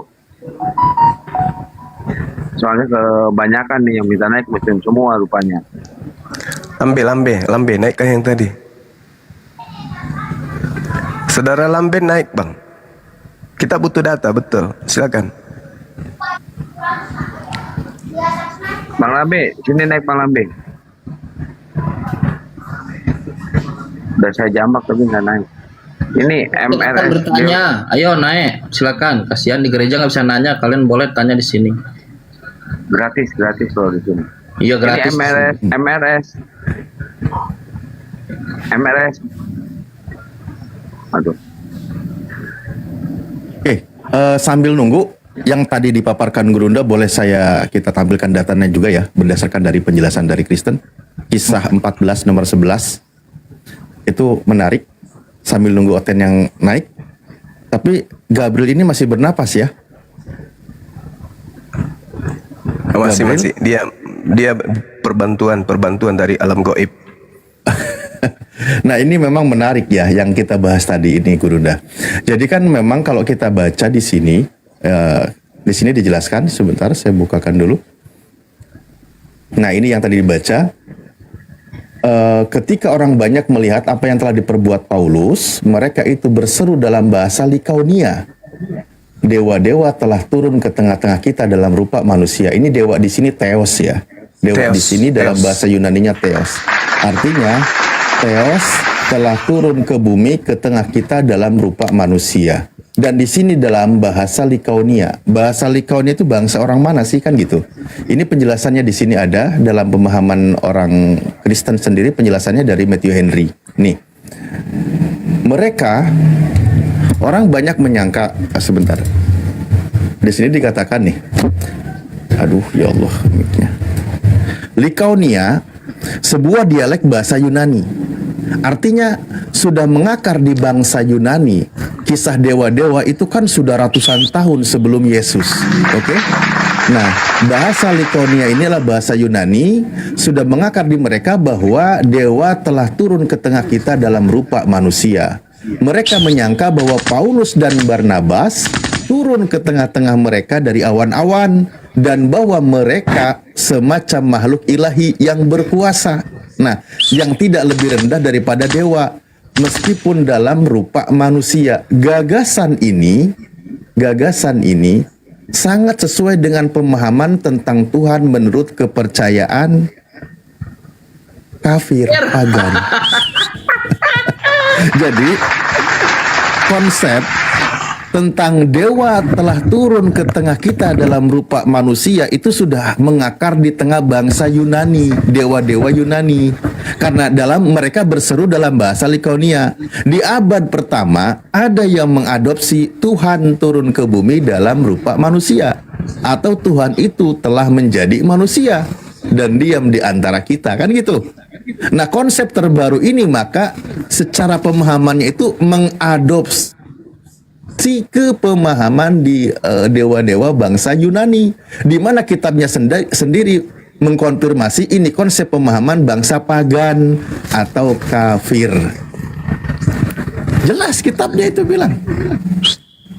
Oke, Gabriel. Oi. Konsep dewa-dewa Yunani, Theos telah turun ke bumi dalam rupa manusia. Konsep Kristen, Theos turun ke bumi dalam rupa manusia. Sama atau beda? Mirip. Bukan mirip, bukan percaya bukan itu. Oh, ya. Kok jadi mirip? Adinda, coba itu saya bacakan 1 Petrus 4:16. 1 Petrus 4:16. Oke, kita buka ya. Nah, kalau dikatakan mirip, sama, itulah konsepnya dari Kristen. Jadi memang mengadopsi ke konsepnya dewa-dewa Yunani. 1 Petrus 4:16 ya. Iya. Sementara dijelaskan oleh Matthew Henry, konsep dewa Theos turun ke bumi dalam rupa manusia itu konsep ajaran pagan, ajaran kafir. Ada juga konsep pagan begitu, macam Hercules itu kan dianggap setengah dewa, nggak masalahnya itu. Lah iya, pertanyaannya kan konsep itu duluan mana, Kristen atau Yunani? Yunani ada juga duluan kayak gitu. Nah, memang Yunani duluan. Oke. Makanya kan mengadopsi di situ kan. Kalau kita buka sejarah Trinitasnya, kita lihat memang mereka mengadopsi. Bentar ya, ini mana tadi? Oke, kita buka ini 1 Petrus 4 nomor 16. 1 Petrus 4 nomor 16 kita buka, kita baca. Tetapi jika ia menderita sebagai orang Kristen, maka janganlah ia malu, melainkan hendaklah ia memuliakan Theos dalam nama Kristus itu. Pertanyaan saya, memuliakan Theos yang mana ini? Memuliakan Allah. Nah.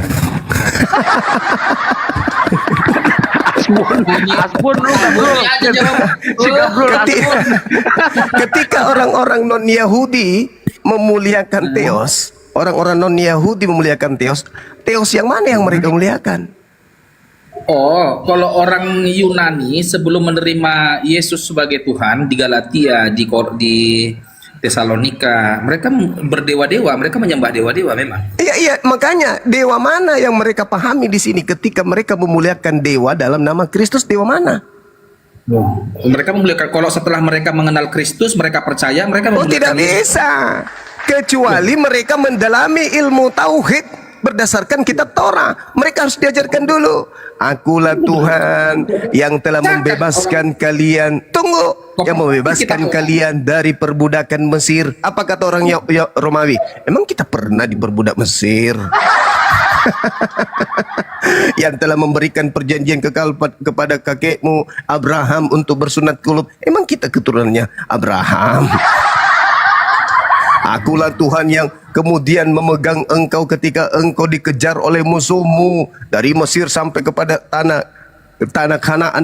Emang kita pernah ikut di situ? Wah, ini bukan dewa kita, ini mah beda. Jadi jangan Anda mengatakan seakan-akan mereka berpikir kepada Tuhan Yahudi. No. Mereka berpikir kepada dewa nenek moyang mereka. Dewa Hermes. Dari mana kau tahu mereka berpikir kepada nenek moyang mereka? Dari mana kau tahu pandian kau? Buktinya mereka masih merayakan Natal setelahnya kan. Mereka masih memperingati kemudian. Hah? Memperingati kebangkitan Tuhan dari kubur. Mereka masih makan babi. Mereka masih merayakan tahun baru. Sinterklas masih ada. Natalan masih mereka lakukan. Prosesi-prosesi Trinitas mereka masih pahami. Mereka masih anut. Mereka menggunakan kitabnya Yahudi dengan terjemah yang mereka sebut perjanjian lama. Itu hanya sebagai aksesoris doang. Mereka tidak melakukan praktek yang ada di dalamnya, tidak mempraktekkan apa yang ada di dalamnya. Mereka menggunakan perjanjian lamanya orang Yahudi itu hanya sebagai alat untuk melancarkan aksi pengajaran terhadap Kristus dewa mereka. Itu fakta, itu real. Mereka tidak memuliakan Tuhannya Yahudi. Mereka memuliakan dewa-dewa mereka yang turun dalam nama Kristus. Itulah yang disebut oleh bukan saya ngarang, bukan saya mengarang. Sekarang pertanyaan saudara, sekarang saya bertanya sama Anda, boleh nggak orang Kristen melakukan Natalan di dalam sinagogenya orang Yahudi? Boleh nggak? Boleh. Ada, ya. Biasa aja mukanya, nggak usah dijelek-jelekin muka lu, gadrul. Boleh kan? Boleh katanya. Orang pikul salib aja diludahi, apalagi masuk di rumah ibadah mereka. Jangankan di sinagog, kau tanya boleh nggak? Artinya kalau kau tanya sama aku boleh nggak? Boleh saja. Di kandang ayam pun bisa kami merayakan Natal. Iya, orang Yahudi membolehkan tidak kalian merayakan Natal di tempat mereka, di sinagoge mereka. Oh, itu. Oh, jangan tanya sama aku, tanya sama orang Yahudi lah. Halilintar. Tidak Kan kau tanya mungkin. sama aku. Kalian itu Gabriel, dianggap sebagai penyembah dewa. Kalian itu dianggap sebagai penyembah dewa. Makanya orang Yahudi itu kalau ibadah tidak mau masuk ke dalam gereja. Yang kau tanya tadi, enggak kau melaksanakan Natal di sinagoge? Kalau kau tanya sama aku, ya boleh. Apa urusannya di kandang ayam aja bisa merayakan Natal? Apa enggak ada masalah, di tempat manapun bisa merayakan Natal? Itu Kan pertanyaan sinagoge. orang Tapi bodoh kalau kau tanya berarti. apa Yang orang saya Yahudi tanyakan, yang saya tanyakan adalah boleh tidak orang Kristen ya oleh orang Yahudi merayakan Natal mereka di sinagoge? Kalau diizinkan mereka ya boleh. Kalau dikasih Nah izin. sekarang diizinkan nggak? Ya kan belum kutanya. Tanya dulu lah, dikasih nggak ruangan itu? Tidak mungkin. Tidak mungkin. Kenapa? Kok tidak mungkin? Hukuman terberat. Baca Yehezkiel 9 nomor 6 nomor 7 8. Hukuman terberat yang sangat dibenci oleh Tuhannya Yahudi adalah orang-orang Yahudi memasukkan orang tidak bersunat ke dalam upacara ibadah mereka. Yesaya 52 nomor 1, jangankan masuk ke sinagogi, masuk ke kota Yerusalem haram hukumnya Kristen masuk ke sana. Itu dalil. Gak boleh Itu banyak orang masuk Kristen ke itu. Tunggu dulu, itu orang Kristen tuh banyak itu apa wisata rohani ke Yerusalem itu? Iya di luar tempat yang mereka sucikan boleh, tapi masuk ke dalam tempat suci sebenarnya itu nggak boleh. Sekarang mereka bisa masuk karena unsur bisnis. Kalau mereka kemudian menjalankan perintah yang ada di dalam kitab mereka, mustahil orang-orang Kristen bisa menginjak tanah Yerusalem. Nggak boleh sebenarnya. Dalil. Tapi karena mereka pelanggar hukum dari sejak Nabi Musa memang pelanggar, ya mereka tidak menjadikan itu sebagai acuan dalam beragama. Anda baca kitab mereka. Makanya aku bilang, Anda boleh baca. itu sekarang wisata rohani banyak ke Yerusalem, 40 juta pergi ke Yerusalem itu. Ya, itu bisnis. Makan bakso di Yerusalem itu.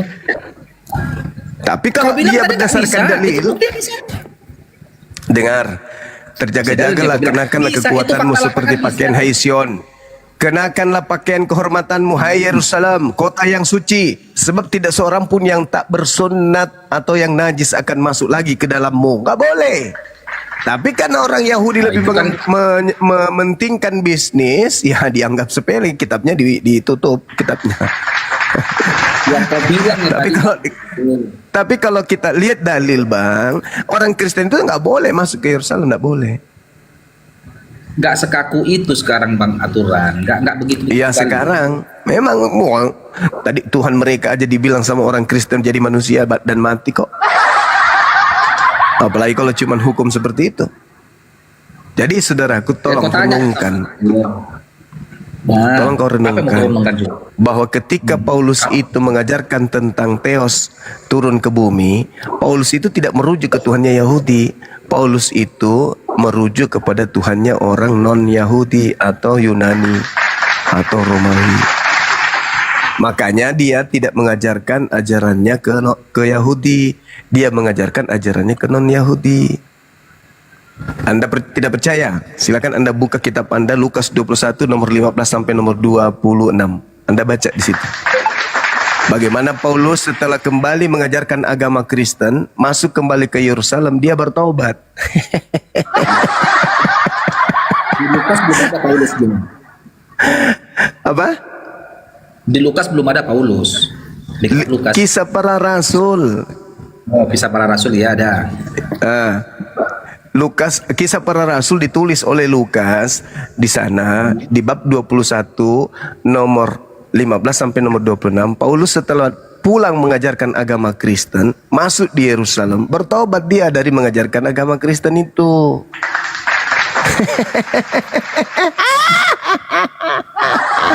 Ketawa paling jahat.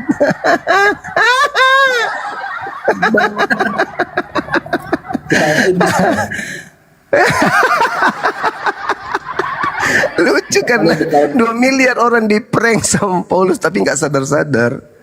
Gitu loh saudaraku. Boleh Anda baca Lukas kisah para rasul 21 nomor 15 sampai nomor 26. Paulus bertobat dari mengajarkan agama Kristen.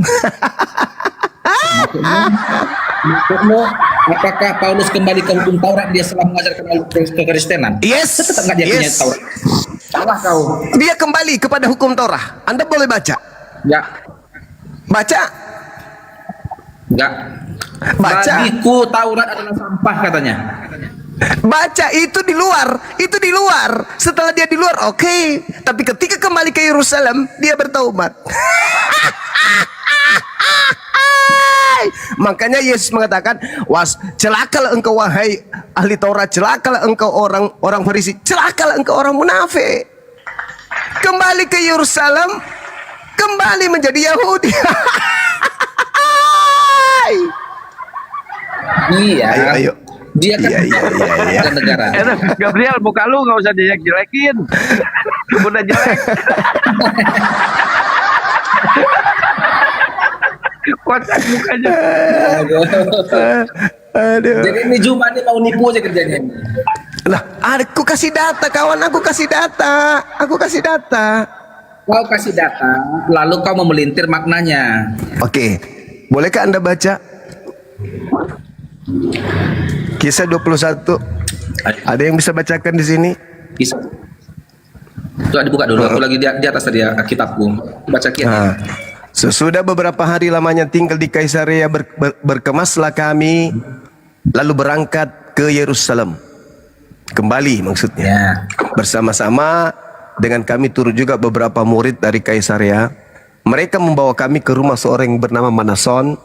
Ia dari Siprus dan sudah lama menjadi murid. Kami menumpang di rumahnya. Ketika kami tiba di Yerusalem, semua saudara menyambut kami dengan suka hati. Pada keesokan harinya, pergilah Paulus bersama-sama dengan kami mengunjungi Yakobus. Semua penatua telah hadir di situ. Paulus memberi salam kepada mereka, lalu menceritakan secara terperinci apa yang dilakukan oleh Theos di antara bangsa-bangsa lain oleh pelayanannya. Mendengarkan itu, mereka kemudian memuliakan Theos. Lalu mereka berkata kepada Paulus, Saudara, lihatlah, beribu-ribu orang Yahudi telah menjadi percaya dan mereka semua rajin memelihara hukum Taurat.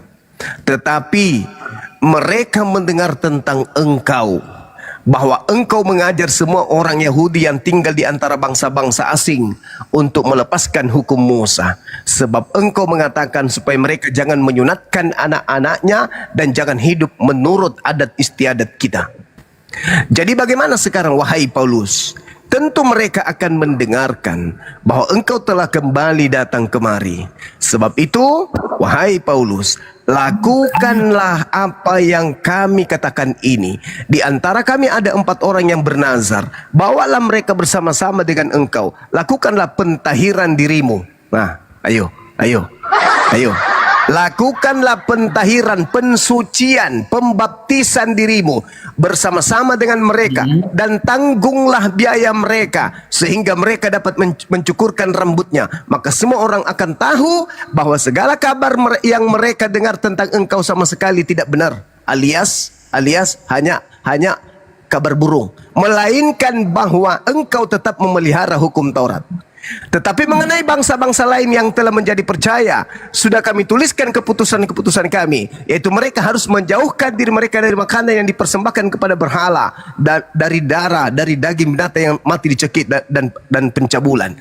Pada hari berikutnya, Paulus membawa orang-orang itu serta dengan dirinya, dan Paulus mentahirkan diri bersama-sama dengan mereka, lalu masuk ke dalam bait suci untuk memberitahukan bila mana pentahiran akan selesai dan persembahan akan dipersembahkan untuk mereka masing-masing. Paulus kembali melakukan persembahan sebagaimana persembahan yang diperintahkan Nabi Musa kepada Bani Israel. Apa yang dipersembahkan Paulus kira-kira? Manusia atau binatang? Persembahan Paulus. Apa dipersembahkan Paulus? Iya, sekarang pertanyaannya, orang Yahudi kalau mempersembahkan kurban, apa yang dipersembahkan?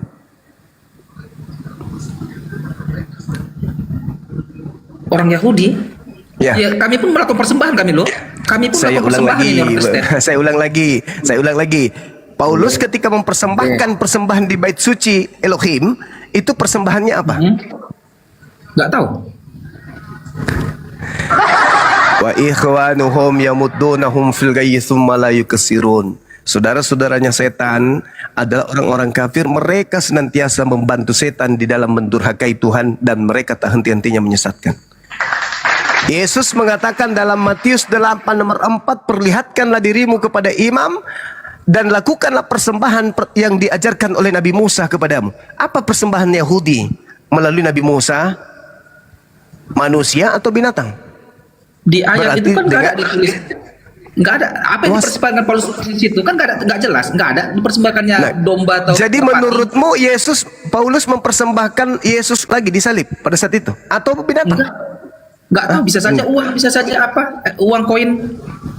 Di mana persembahan yang dipersembahkan Nabi Musa itu untuk koin? Tunggu dulu.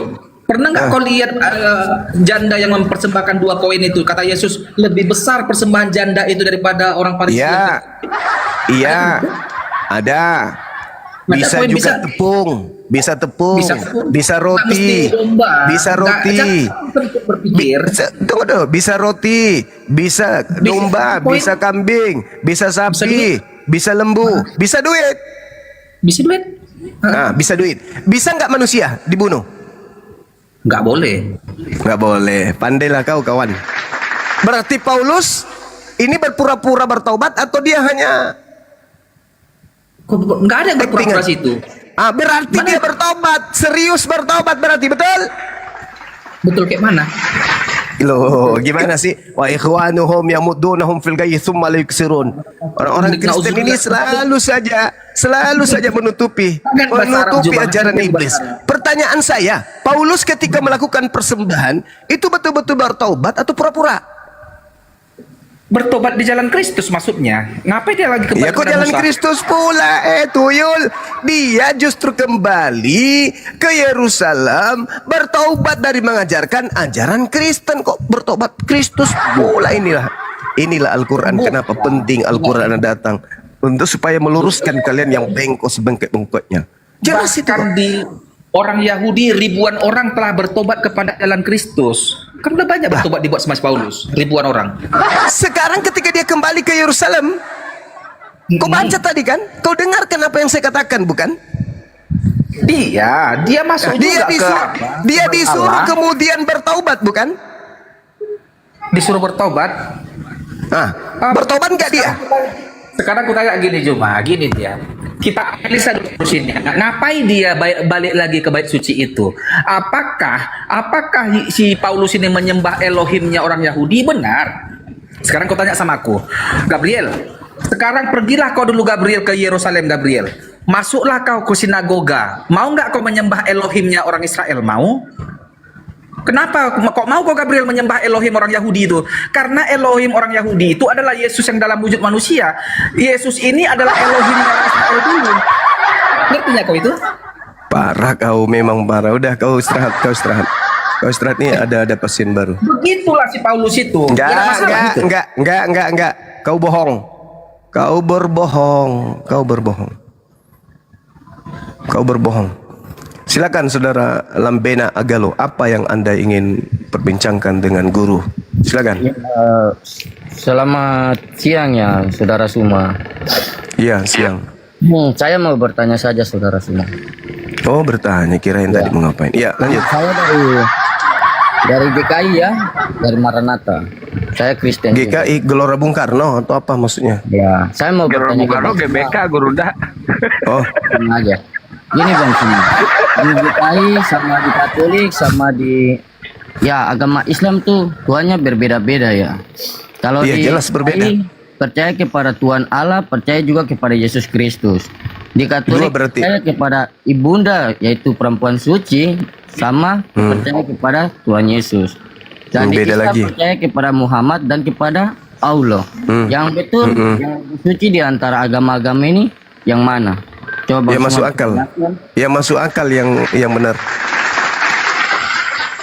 Yang tidak masuk akal itu yang tidak benar. Karena tidak mungkin pencipta langit dan bumi menciptakan akal kita lalu memberikan ajaran yang bertentangan dengan akal kita. Tak mungkin. Tidak mungkin pabrik yang benar mengeluarkan motor metik dengan buku panduan kulkas. Ya, bukan pabrik yang benar ya. Itu memang keyakinan berbeda-beda agama gitu. Iya. Bukan. Anda kan bertanya mana yang benar? Yang benar yang masuk akal. Yang masuk Iya, akal iya. itu adalah pabrik mengeluarkan buku produk berupa kitab suci di mana buku itu tidak bertentangan dengan produk akal. Kalau ada kitab suci, buku panduan bertabrakan dengan produk akal, berarti pabriknya itu pabrik rusak. Itu bukan Tuhan. Tuhan yang maha benar, Tuhan yang maha mengetahui telah menciptakan akal manusia dengan dimensi yang tak terukur akan kebenaran akal itu, kemudian mewahyukan kitab suci yang selaras dengan akal yang diciptakan oleh Tuhan. Siapa yang menciptakan akal Anda? Ya, saya diciptakan oleh Tuhan. Tuhan. Iya. Nggak usah sebut nama Tuhan dulu. Tuhan secara umum saya dulu. Iya. Akal Anda diciptakan oleh Tuhan. Tuhan yang menciptakan akal Anda itu maha tahu atau tidak maha tahu? Ya, dia maha tahu. Oke, maha tahu. Terus Tuhan ini membuat aturan-aturan kepada manusia berupa kitab suci. Betul? Iya, benar. Akankah Tuhan yang maha tahu ini tidak mengetahui kemampuan akal manusia sehingga untuk membaca dan memahami kitab suci tersebut akal harus akal-akalan? Ya, Atau- kalau dibilang atau- hikmat manusia, akal manusia dan hikmat Tuhan itu berbeda ya, saudara. Lah, kalau begitu, hikmat Tuhan tahu nggak standar kemampuan akal manusia? Tahu nggak? Ya, tahu ya. Tahu. Kalau Tuhan tahu standar kemampuan akal manusia, lalu kemudian memberikan petunjuk buku yang tidak dimengerti oleh akal manusia yang dia sudah tahu sendiri standarnya, itu Tuhan atau hantu? Gimana ya, Bang Suma? Sekarang begini, Bung. Anda melihat seorang bayi. Seorang bayi tidak memiliki gigi. Datang ibunya memberikan dia makan kacang telur.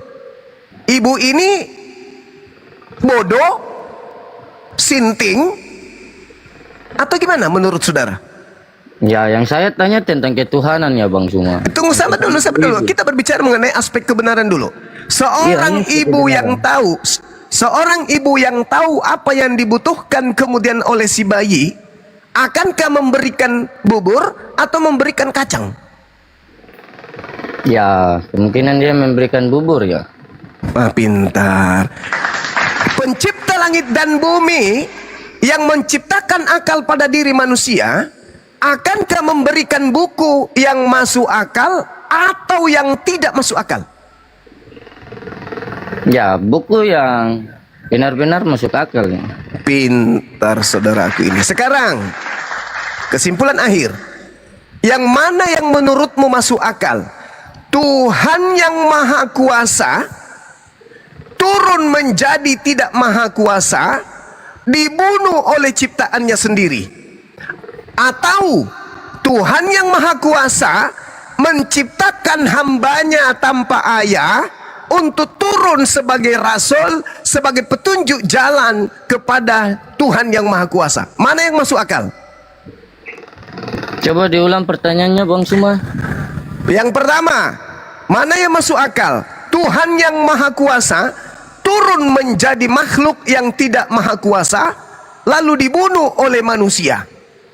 Atau Tuhan yang maha kuasa mengutus manusia untuk menciptakan sebuah keadaan sebagai jalan keselamatan kepada manusia. Mana yang masuk akal? Ya, yang masuk akal adalah kedatangan Kristus, saudara. Manusia Wa ikhwanuhum yamuddunahum fil ghayyi tsumma la yukesirun. Ingat, iblis memiliki pasukan-pasukan, dan dari ungkapan-ungkapan iman, keyakinan, kepercayaan kita bisa tahu ini pasukan iblis atau pasukan Tuhan. Ya, mana yang masuk akal? Tuhan berhenti menjadi Tuhan dan turun menjadi makhluk ciptaan, atau Tuhan tetap menjadi Tuhan lalu menciptakan manusia lahir tanpa ayah? Mana yang masuk akal? maksudnya menciptakan manusia tanpa ayah gimana, saudara? Ini berbicara mengenai aspek kebenaran. Saya ulang lagi, ini yang ketiga kalinya. Pencipta langit dan bumi yang maha hidup turun ke bumi mati, menggagalkan kemaha hidupnya dengan dia mati, atau Tuhan yang maha hidup menciptakan makhluk manusia tanpa ayah? Mana yang masuk akal? Ya, masuk akal ya. Namanya Tuhan ya. Kita manusia nggak bisa berpikir seperti begitu ya. Ya, sesuai Alkitab saja, saudara. Alkitab menceritakan Yesus Kristus tidak berhubungan badan, saudara. Dia dilahirkan dengan kekudusan. Dari rahim Tuhan. Berarti menurut Tuhanmu, menurut Tuhan, menurut kamu, Tuhan itu tidak maha tahu. Sampai manusia dibuat jadi bingung. Hei, Coba. berarti Tuhanmu itu tidak maha tahu sampai kau bingung. Tanya saja, Bang Suma. Kita orang GKI percaya kepada Yesus Kristus ya, bahwa dia manusia yang tidak berdosa, dan kita percaya kepada Apakah dia Allah, Tuhan pencipta langit dan bumi? Taurat, saudara. Apakah dia Tuhan pencipta langit dan bumi? Iya, benar sekali, saudara. Berarti Tuhanmu tidak maha tahu. Berarti Dia Tuhanmu yang itu yang gagal. diganti urusan atas langit dan bumi. Tuhanmu Yaitu itu Yesus gagal. Sekarang pertanyaan saya, ketika Tuhan pencipta langit dan bumi mati di tangan orang Roma, siapa yang menjadi Tuhan saat itu? Iya, seperti perkataan Tuhan Yesus ya, aku di dalam dia dan dia di dalam aku. Mulai kacau. Tuhanmu itu ketika berfirman dalam keadaan mabuk. Berarti Tuhan yang tersalib ya. Betul ya? Yang saya tanya samamu, ketika Tuhanmu mati, yang menjaga alam semesta ini yang katanya maha hidup itu siapa lagi? Ya, yang menjaga Tuhan lah, Tuhan Allah. Iya, bukannya Tuhanmu mati? Itu perjalanan tentang Kristus, Yesus Kristus. Dia mati, baru diberikanlah kekudusan di sebelah kanan. Kalian Allah ini Bapa yang memang Maha berasal Kuasa. dari pabrik rusa. Kalian memang berasal dari pabrik Ayatnya, rusa. saudara. Apa ini? Ada ayatnya, saudara. Yesus berkata, Ayat tadi yang Anda jangan bawa ayat. Saya sudah mengatakan di awal, ayat. Oke, Bang pencipta Suma. langit dan bumi yang maha tahu akan mengutus sebuah kitab yang dicocokkan dengan ciptaan awalnya, yaitu akal. Tidak mungkin Tuhan menciptakan akal lalu mengutus manual buku manualnya, buku yang dianggap kitab suci, bertentangan antara ciptaan yang satu dengan ciptaan yang lain. Tidak mungkin. Oke, Bang Suma, saya mau Kitab suci itu penuntun. Akal inilah yang menjadi koridornya. Iya ya. Bang Suma coba menjelaskan tentang akal dan hikmat dan saya akan mendengarkan.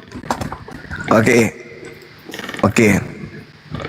Jadi gini, saudara, kalau kita berbicara mengenai akal, di dalam pengajaran Islam,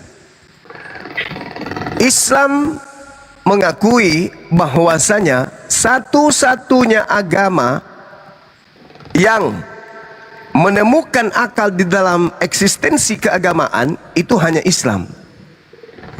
Kenapa? Karena hanya Islamlah yang menggerakkan kemudian manusia untuk memahami sebuah keadaan di mana keadaan itu memiliki kebenaran secara mutlak. Nih contoh, Tuhan itu entitas tunggal yang absolut, berbeda pada sisi yang lain yang disebut manusia. Manusia sebagai ciptaan menempati ruang, menempati perjalanan relativitas waktu. Sedangkan Tuhan tidak terkunci oleh sifat, oleh keadaan ruang dan waktu. Nah, lalu bagaimana cara kita mengenal Tuhan yang tidak terikat oleh ruang dan waktu ini? Tuhan kemudian memberikan serpihan cahaya berupa akal yang adalah makhluk materi Tuhan yang tertancap di dalam materi fisik kita sebagai manusia. Jadi akal ini sebagai serpihan cahaya Tuhan yang kemudian disimpan di dalam tubuh manusia, sehingga manusia itu mampu kemudian membedakan kualitas-kualitas benda, kualitas-kualitas barang, kualitas-kualitas warna, kualitas-kualitas bentuk objek. Dicabutnya akal pada diri manusia, maka manusia itu seperti binatang.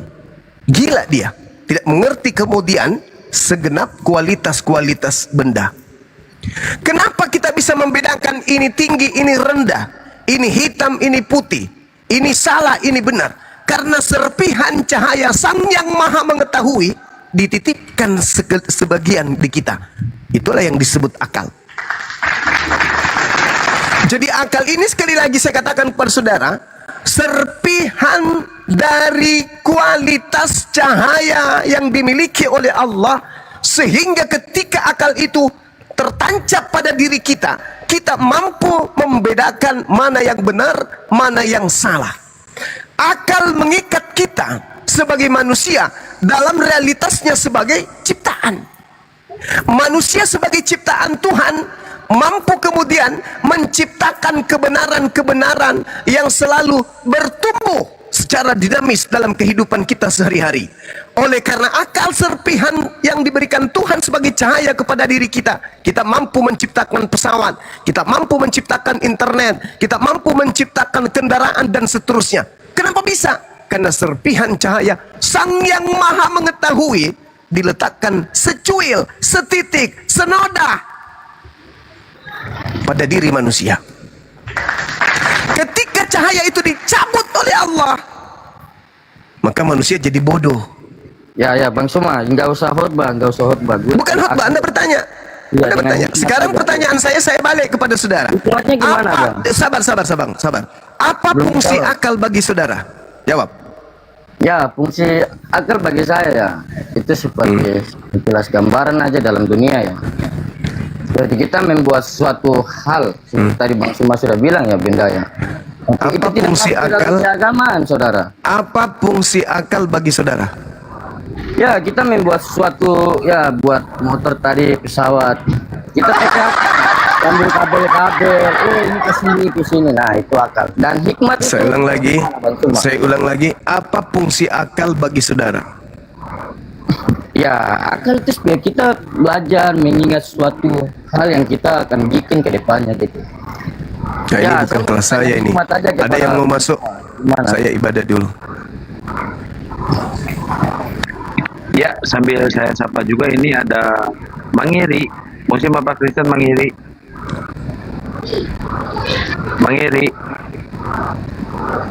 Akal fungsi akal untuk tarik-tarik kabel katanya. Ada yang mau masuk saya? Nggak ada pikirannya. Jika nggak ada hikmat rohani juga nggak ada kebenarannya. Gitu. Ustaz Alif, masuk dulu Ustaz Alif. Kang Chan, Ya, Ustaz Alif monitor. masuk. Tapi ini di Ya, Monitor. fungsi akal untuk tarik-tarik kabel katanya. Silakan. Ya karena kabelnya di sini udah putus ya. ya mengiri Muslim apa Kristen mengiri ini. Ya lanjutan. Aduh, kayaknya Ya nggak tadi nyampe akal memang sudah tadi ya Bang. materi Sekarang guru kita dah. masuk ke tema hikmat lagi nih. Bisa menjawab Nggak nyampe kayaknya tadi materinya. Akal itu kan kita bisa gunakan untuk berpikir, Bang. Akal itu digunakan untuk di dunia, tapi hikmat itu diberikan oleh Tuhan itu. Ya, contoh kita berpikir, kita bisa memahami ya kan suatu keadaan, apalagi untuk bisa mengenal Sang Pencipta. Kita bisa mengenali dan memahami Sang Pencipta. Sang Pencipta itu Sang Maha. Yang namanya Sang Maha tidak ada kelemahan pada Sang Pencipta tersebut. Kan gitu.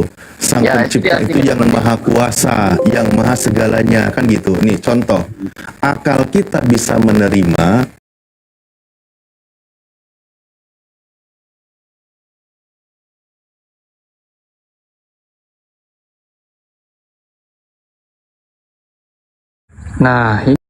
Nah, ini dua gereja yang saling berdampingan. Coba Tuhan Allah ya.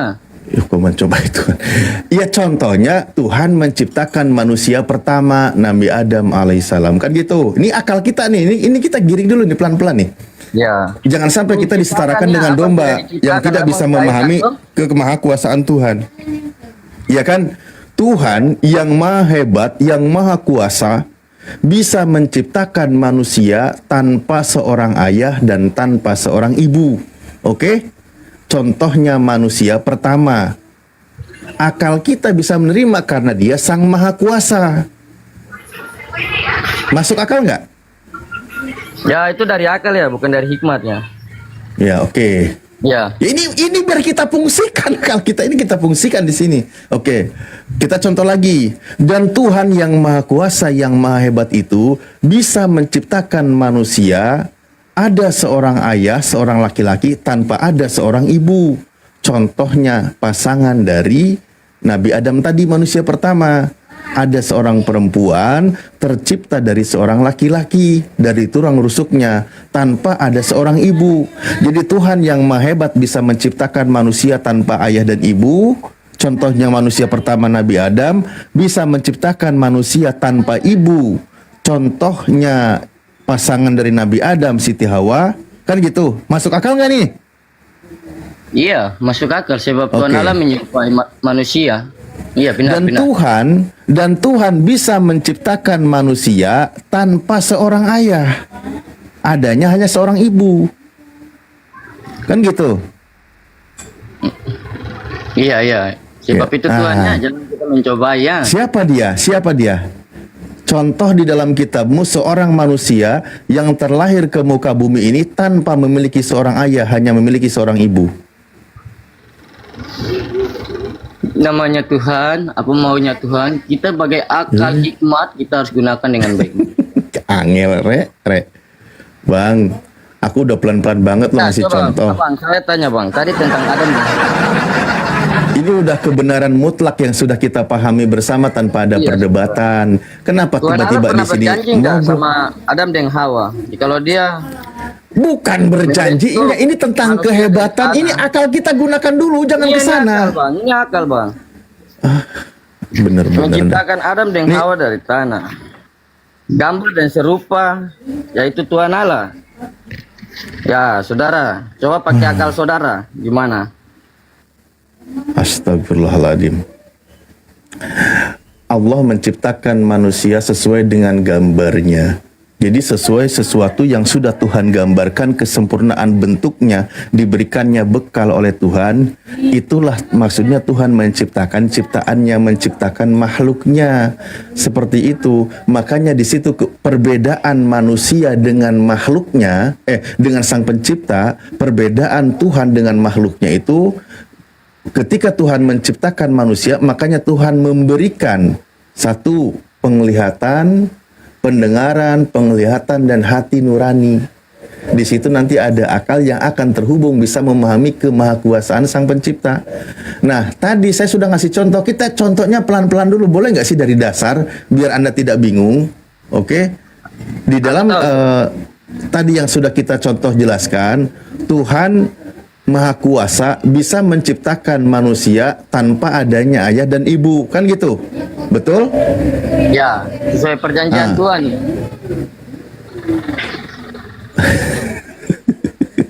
Lalu Tuhan bisa menciptakan, tadi contohnya siapa manusia pertama? Ya, Adam dengan Hawa ya. Nabi Adam. Berikutnya, dari seorang laki-laki ini tanpa ada seorang ibu, Tuhan juga menciptakan seorang manusia, yaitu pasangannya, kan gitu. Oke? Nah, berikutnya, Tuhan bisa menciptakan manusia tanpa seorang ayah, adanya hanya seorang ibu. Siapa namanya? Ya, sesuai perjanjian Tuhan Allah ya, yaitu Yesus Kristus ya. Nah, tapi paham di situ. Tuhan yang Maha Kuasa menciptakan Yesus walaupun Yesus tidak memiliki seorang ayah. Nah, makanya di dalam kitab Anda dikatakan Lukas 1 nomor 46, lalu kata Maria, jiwaku memuliakan Tuhan dan hatiku bergembira karena Allah juru selamatku, sebab ia telah memperhatikan keadaan hambanya, kerendahan hambanya. Sesungguhnya mulai dari sekarang segala keturunan akan menyebut aku berbahagia, karena Yang Maha Kuasa telah melakukan perbuatan-perbuatan besar kepadaku, dan namanya adalah kudus, dan rahmatnya turun-temurun atas orang yang takut akan Dia. Jadi Tuhan, bahkan ayat berikutnya dikatakan, Ia memperlihatkan kuasanya dengan perbuatan tangannya. Nah, itu sudah dijelaskan. Maria sendiri nih yang mengandung anaknya, dia memuji Sang Maha Kuasa karena kehebatan Tuhan menyebabkan dia mengandung seorang anak laki-laki yang tanpa seorang ayah. Jadi akal kita itu bisa menerima ada Sang Maha Kuasa menciptakan makhluk, menciptakan manusia, walau itu melawan sebuah kebiasaan gitu. Contoh, biasanya adatnya manusia itu bisa anak itu terlahir dari hasil hubungan suami dan istri. Tetapi Itu yang Maria saya tanpa katakan, saudara, jangan mencoba itu. ini salah pabriknya bener ini Gurunda ini. Ada ayat Alkitab menulisnya dia tidak berhubungan badan ya, saudara. Ya, Salah buat pabriknya teman-teman ini. silakan di tab-tab layar, di Oke, saya ulang dan tanyakan- di share-share ya, biar komalnya kuat. Jangan lupa lokolenya digas ya.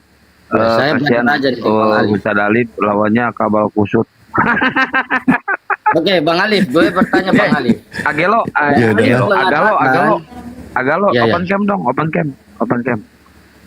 Kok Agelo? Gimana di sini nggak ada kamera nih, saudara? Ada, saya undang nih saudara. Tuh, saya undang tuh. Nggak usah aja, saudara, nggak usah. Nanti saja Ya, berlaku. open cam aja, Nggak saudara. buka data, saudara. Kita nggak buka data.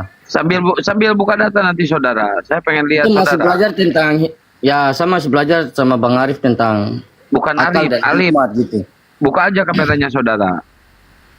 Ya, Bang Alif mengatakan jikalau buka sih kamera supaya bisa dicek. sabar, saudara. Bang Alif mengatakan jikalau Buka. dia bilang Yusuf berhubungan Bapak Yusuf dengan Bunda Maria berhubungan badan.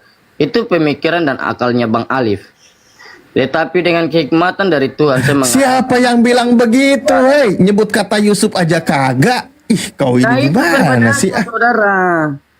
Saudara mengatakan tadi, kacau ini. kalau orang tidak berhubungan badan, berarti gimana mau dilahirkan? Itu saudara pakai akal, dan saya pakai hikmat, dan saya mengatakan, itulah perintah Tuhan yang mengutus anaknya yang tunggal. Saya pakai hikmat. Itu perbedaan di antara akal dan hikmat. Di sini Maria sedang berhikmat, dia sedang memuji Tuhannya. Maria berkata, karena Yang Maha Kuasa telah melakukan perbuatan-perbuatan besar kepadaku dan namanya adalah kudus. Jadi sampai batuk saya gara-gara nanti nyambung wae. Sang Maha Kuasa yang maha hebat itu menunjukkan kekuasaannya ketika Maria dikabarkan hamil walau tanpa memiliki seorang suami. Ya, benar. Dia seorang hamba yang dipilih oleh Tuhan. Makanya kalau dalam Al-Quran, baik di surah At-Tahrim ayat 12 maupun surah Al-Anbiya ayat 91 atau di dalam surah Maryam juga disebutkan bahwa terjadinya kehamilan pada Maria itu menunjukkan ada Sang Maha Kuasa yang maha hebat. Gitu, bukan Marianya yang hebat, bukan yang dikandung bayi ajaibnya yang hebat, bukan, tapi Sang Maha Kuasa yang menyebabkan seorang perawan suci itu bisa mengandung bayi yang suci. Ya, benar. Sesuai janji Tuhan Gitu Allah di cara Taman memahaminya. Eden ya. Iya, benar. Ya, artinya contoh ketika Maria mengandung seorang anak laki-laki yang bernama Yesus, pertanyaan saya, yang hebat itu Yesus atau yang menyebabkan Maria itu mengandung Yesus? Ya, sesuai ya perkataan Tuhan Allah ya dalam Taman Eden. Ya, gimana? Engkau akan melahirkan dan engkau akan merasakan sakit saat bersalinannya. Loh, Ya, pertama yang kali. hebatnya, ini yang hebat, ini Sabar, gunakan sabar. akal kita, gunakan akal kita, ya Allah, Ya, gunakan. saudara, bahwa makan buah yang terkutuk, itulah sebabnya mengapa tidak datang dari orang lain. Datangnya dari perempuan. Karena perempuan yang pertama kali makan buah itu. Jadi kedatangan Mesias di atas tiang yang terkutuk untuk menebus Bang, dosa-dosa berapa kita. meter tadi kabel yang udah digulung? Ya, saudara, sedikit saja ya. Kalau saudara mau tahu tentang akal dan hikmat tuh, saudara jangan mengatakan kafir-kafir ya. Sebab kata kafir tuh bahaya sekali loh. Itu menutupi tentang Tuhan ya.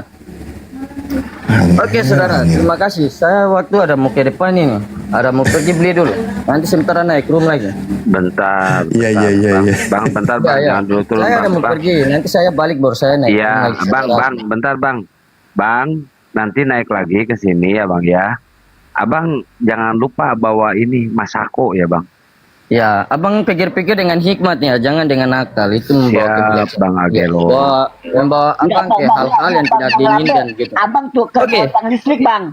Ke bawah Oke saudara, dulu. terima kasih. Salam Abang ke bawah toleransi, tiang listrik saudara-saudaraku. dulu, biar bisa ketarik kabelnya. Coba. Ya, nanti saudaraku ini Iya, gulung ke bawah kabel tiang tuh. sekarang, Bang. Gulung kabel baru lihat pakai akal bagaimana cara sambung Ah, gitu. iya, makanya hikmat. Oke, Abang terima mungkin nggak kasih, nyambung saudara. ini. Coba ke bawah tiang listrik dulu, Bang, biar lampunya nyala. Gimana orang mau ke depan, mau ke kios kau tantan saya. Bagaimana abang bisa punya hikmat kalau nggak ada akalnya nggak jalan?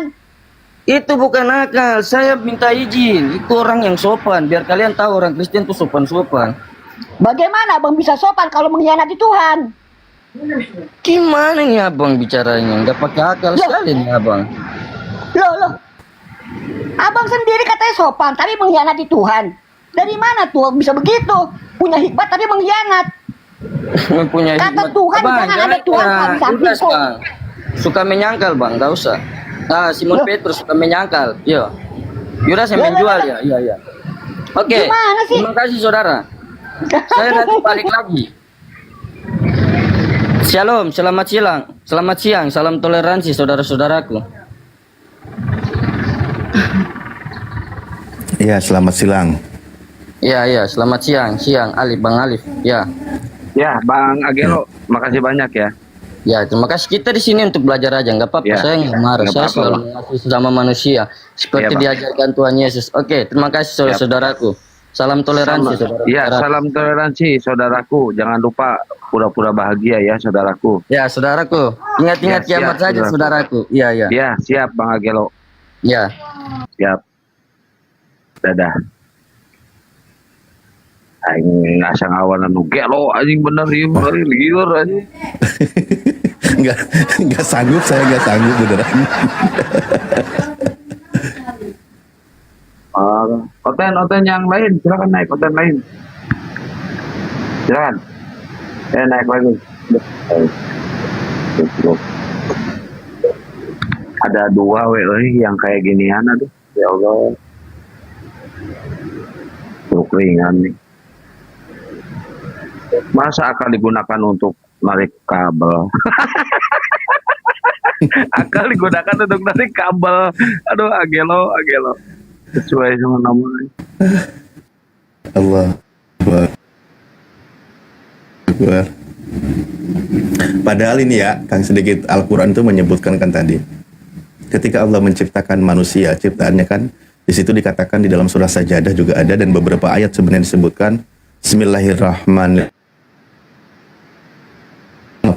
min ruhihi wa ja'ala lakumus sam'a wal absara wal af'idah qalilan ma tashkurun. Di situ dijelaskan ketika Allah menciptakan manusia dengan sempurnanya penciptaan manusia, di antaranya dijelaskan diberikannya apa?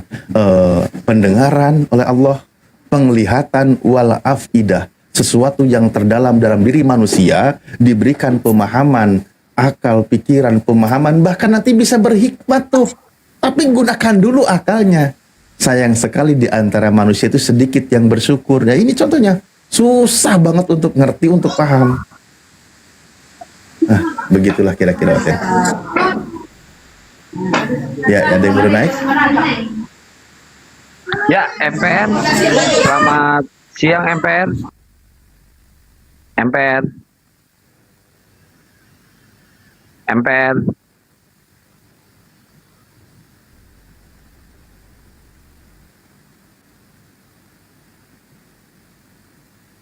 Aduh. Ada dua aja kayak si Agelo nih bisa stroke ringan nih. Mendingan saya bayar Imrus double. Iya.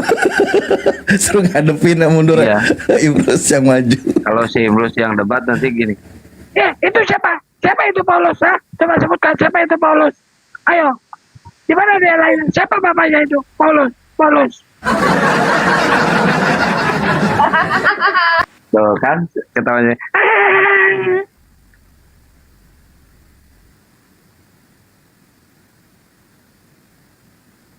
Terus ngomong lurus. Kan dari tadi ya, Bang Juma udah, Ustadz Alif udah semuanya. Iya tadi udah loh, tadi disebutkan tadi juga, tapi tadi itu nggak masuk dia kayaknya.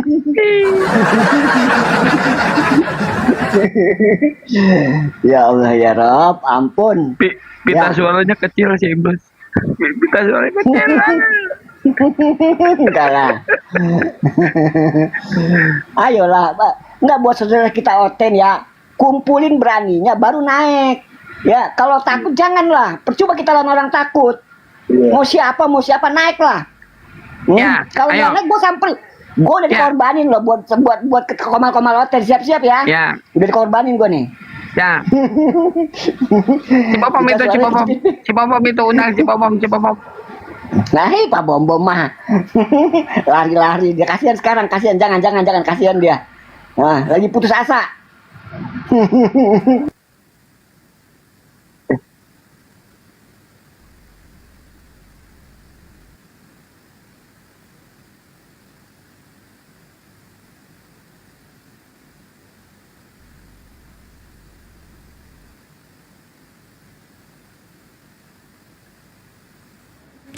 Imrus sama itu Bom mah bestinya itu, bestian.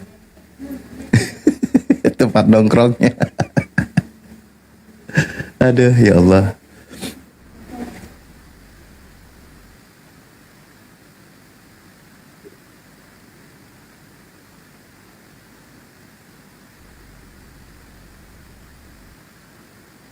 Ayo umat pada mulanya, silakan naik ke atas ya. Umat pada mulanya kita diskusi santai di sini. Mana ada umat Jangan pada ada mulanya? maki-maki. Ada pada mulanya, umat pada mulanya. Abad 32 tahun 325 baru jadi Tuhan. Berarti bukan pada mulanya. Gurunda sedang istirahat ya, Wakian Santang.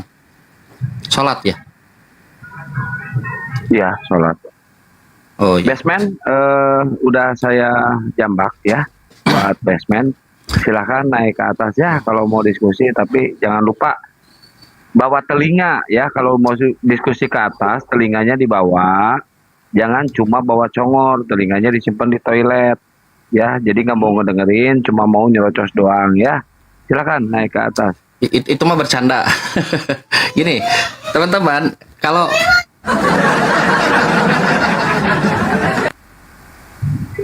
Entar. Teman-teman, kalau kalian perhatikan diskusi tadi, perihal ketuhanan, ketika masuk ke dalam Bible, kok jarum jamnya tidak mengarah pada Yerusalem? Jarum jamnya marah kepada Yunani. Coba kalian perhatikan coba. di kepala teman-teman ini kan, oh Yesus, Yerusalem, terus Tuhannya Yahudi dan seterusnya kan. Tapi ketika berbicara terkait ketuhanan berdasarkan Bible, basisnya adalah Bible seperti yang disampaikan oleh Gurunda tadi, dan itu by data demi data gitu ya. Kok jarum jamnya berubah? Bukan ke Yerusalem, malah ke Yunani. Malah ke Yunani. Di dalam Bible tadi dikatakan hanya orang-orang pagan yang di kepalanya itu adalah Tuhan, dewa-dewa datang ke tengah-tengah kita dalam mengambil rupa manusia. Dan ini yang diajarkan dalam kekristenan. Coba tanya ke orang-orang Kristen. Tuhan datang ke tengah-tengah kita mengambil rupa manusia. Ya, Yes. coba. Ini ada Firman. Firman Muslim apa Kristen Firman? Firman. Ini saya bos, ngapain di atas? Bukannya ditanya dulu kalau ada tamu. Dasar. Nah, inilah alasan saya kira ya, saya berasumsi ya. Inilah alasan kenapa di gereja itu tidak bisa ditanya. Apalagi kalau penanya sudah bawa Bible. Kalaulah si penanya itu pertanyaan tajam, pendetanya kasihan. Maka tidak ada ruang untuk bertanya. Ya kalaupun bertanya, saya lihat tuh ada di orang yang di gereja live gitu kan. Ini kapan nanya? Gak ada nanya. Teman-teman harusnya objektif ya. Kalau misalnya kalian berpikir objektif, kalian berhak nanya harusnya. Kalau tidak berhak nanya, berarti ada sesuatu yang disembunyikan. Kenapa? Kenapa ketika pertanyaan itu muncul di tengah-tengah diskusi lintas iman dan di dalamnya ada basis Bible, kok kenapa jauh dari Yesus? Kenapa jauh dari anak Maria? Kenapa jauh dari Yerusalem? Kok mendekatnya malah ke Yunani, ke pagan? Kalau kita melihat ajaran ini ajaran pagan, tapi dikasih label Yesus. Masalah di situ tuh. Yesus ini utusan Tuhan. Kalian bermasalah dengan Tuhan. Saat dibawalah nama Yesus sebagai utusan Tuhan tuh kalian masukin. Kayak kita punya paket dalamannya pagan tapi labelnya Yesus. Yang dilakukan adalah exposing, mengekspos, unboxing. Ketika di unboxing, kaget ternyata barang milikku ternyata pagan. Tapi harus bagus teman-teman. Ada konsep namanya itu make ugly ya. Ada orang menyembunyikan masalah, sembunyikan di meja, di bawah meja terus, masalah disembunyikan di bawah meja terus. Lama-kelamaan jadi bom waktu. Jadi yang dilakukan oleh guru-guru kita ini, teman-teman sekalian, kalian harus objektif dong. Ini baik, mereka mengangkat keburukan itu di atas meja untuk dicarikan solusinya, itu yang benar. Tumpahkan ke atas meja, carikan solusinya. Nah, inilah yang terjadi. Itulah alasan kenapa teman Kristen kita ini kalau jawab nggak nyambung. Bahaya kalau nyambung. Kalau nyambung, puluhan tahun aku meyakini Yesus Tuhan. Puluhan tahun aku meyakini Tuhan datang ke tengah-tengah mengambil rupa manusia. Ternyata dari data-data itu ajaran orang-orang Yunani pagan. Apa nggak gila tuh? Kok nggak ada Yesus-Yesusnya? Kok nggak ada Yerusalem-Yerusalemnya? Kok nggak ada ajaran langitnya? Ya, Emira. Syukron ya Emira ya.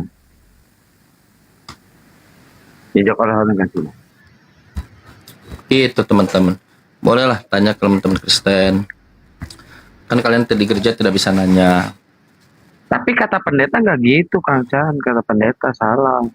Apa katanya? Kata pendeta mah 1 dalam 3, 3 dalam 1. Tes 1, 2, 3, 3 dalam 1. Bukan ajaran Yesus. Bukan ajaran Yesus. Ajaran Paulus juga tidak mengajarkan itu. Ajaran pendeta tuh. Iya bisa nanya dari mana? Dan gini nih, Yesus kata dari mulut Yesus, Tuhan itu satu-satunya, tidak dalam satu. Kata Yesus, aku di dalam Bapa, Bapa di dalam aku. Juga murid-murid, Yohanes 17 nomor 21, murid-murid ada di dalam kita. Itu kata Yesus. Hitung berapa? Apa maksudnya? Kalian diajarkan oleh gereja, aku di dalam Bapa, Bapa di dalam aku dan Bapa adalah satu. Kalian nggak baca konteksnya. Kalian nggak baca Bible. Kenapa kalian tidak buka Bible? Minta tambah. Kau buka Bible, kau baca konteksnya. Kalau di gereja tidak memberi kesempatan kau bertanya, tanya kepada Bang Zuma, Ustaz Alif. Tanya, ini maksudnya apa? Anda buka Yohanes 10 nomor 30. Anda buka satu perikop di awal itu dari Yohanes 10 nomor 23. Yesus sedang berjalan-jalan di bait Allah, di bait Elohim, di Serambi Solomo. Orang Yahudi nyari masalah. Datang orang Yahudi itu kepada Yesus. Apa yang mereka katakan? Hei Yesus, sampai kapan kau membuat kami bimbang? Sampai kapan kau membuat kami bingung? Tuhan datang ke bumi 3 tahun mengajar, hasilnya bingung.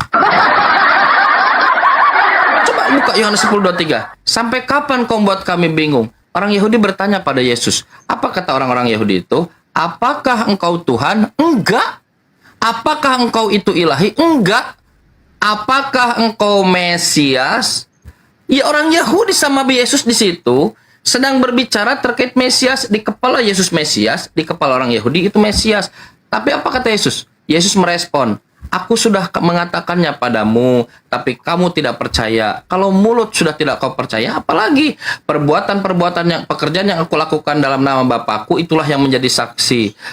Bapakku lebih besar dari siapapun. Aku akan memberikan hidup yang kekal, karena utusan datang untuk memberikan hidup yang kekal. Aku dan Bapa adalah satu. Dalam hal ketuhanan bukan Mesias. Teman-teman buka Bible-nya. Kalau ada yang mengajarkan Yesus Tuhan karena aku dalam Bapa, aku dan Bapa adalah satu, tanya ke pendeta, pendeta, aku sudah baca Bible-nya, ternyata tidak menunjukkan Yesus Tuhan, dia Mesias, satu tujuan dengan Bapa, satu misi dengan Bapa, satu pengajaran dengan Tuhannya. Kata Coba Yesus, dibuka datanya Kang Chan, aku dan Bapak itu satu atau dua? Dua. Ya, datanya satu. Tapi maksudnya itu adalah satu dalam tujuan, satu dalam misi, dan disalahgunakan. Coba tanya kepada orang-orang teman-teman jemaat Kristen, apa dalilnya Yesus Tuhan? Aku dan Bapa adalah satu. Gak baca Bible. Coba baca Bible-nya. Perikopnya bicara tentang Mesias. Kalau dia utusan Tuhan, dia the anointed one, yang ditunjuk oleh Tuhan, yang dipilih oleh Tuhan, berarti ada Tuhan. Jadi ketika kita bicara Bible, bicara Yesus, kok jarum jamnya nggak ke Yesus? Bicara ketuhanan dalam Bible, jarum jamnya nggak ke Yesus, nggak ke Yahudi. Kok jarum jamnya malah ke Yerusalem? Ke Yunani, ke Yunani. Iya kan? Tadi dijelaskan oleh Gurunda. Barnabas dan dan Paulus ketika datang itu ke kota Listra dan Debre, dia melakukan pekerjaan besar, lalu dia mengajar. Orang-orang banyak. Nah, kunci keywordnya orang-orang banyak. Berarti itu pemikiran kolektif, bukan pemikiran orang per orang. Orang banyak berbahasa dalam bahasa Likaonia. Apa kata mereka? Theos telah turun ke tengah-tengah kita dalam rupa manusia. Orang pagan. Nah, sekarang tanya ke tetangga Kristen. Kristen, apakah kamu meyakini Tuhan datang ke tengah-tengah kita menjadi manusia? Oh iya. Apakah menurut kamu konsep kamu dengan konsep pagan sama atau beda? Mirip. Ya, dia kata dia. Ya mirip. Bahkan bukan mirip, sama persis, nggak ada bedanya. Dewa datang ke tengah-tengah kita mengambil rupa manusia. Kisah Para Rasul pasal 14-11. Kristen katanya Tuhan datang ke tengah-tengah kita mengambil rupa manusia. Sama, mirip. Kata Yesus apa? Yesus katakan, Yesus. Bapa, Tuhan, rupanya tidak bisa dilihat, suaranya tidak bisa didengar. Para nabi, Maleaki 3 nomor 6. Tuhan tidak berubah, Tuhan tidak menjadi ini, menjadi itu, menjadi. Gak ada Tuhan menjadi burung merpati, menjadi daging.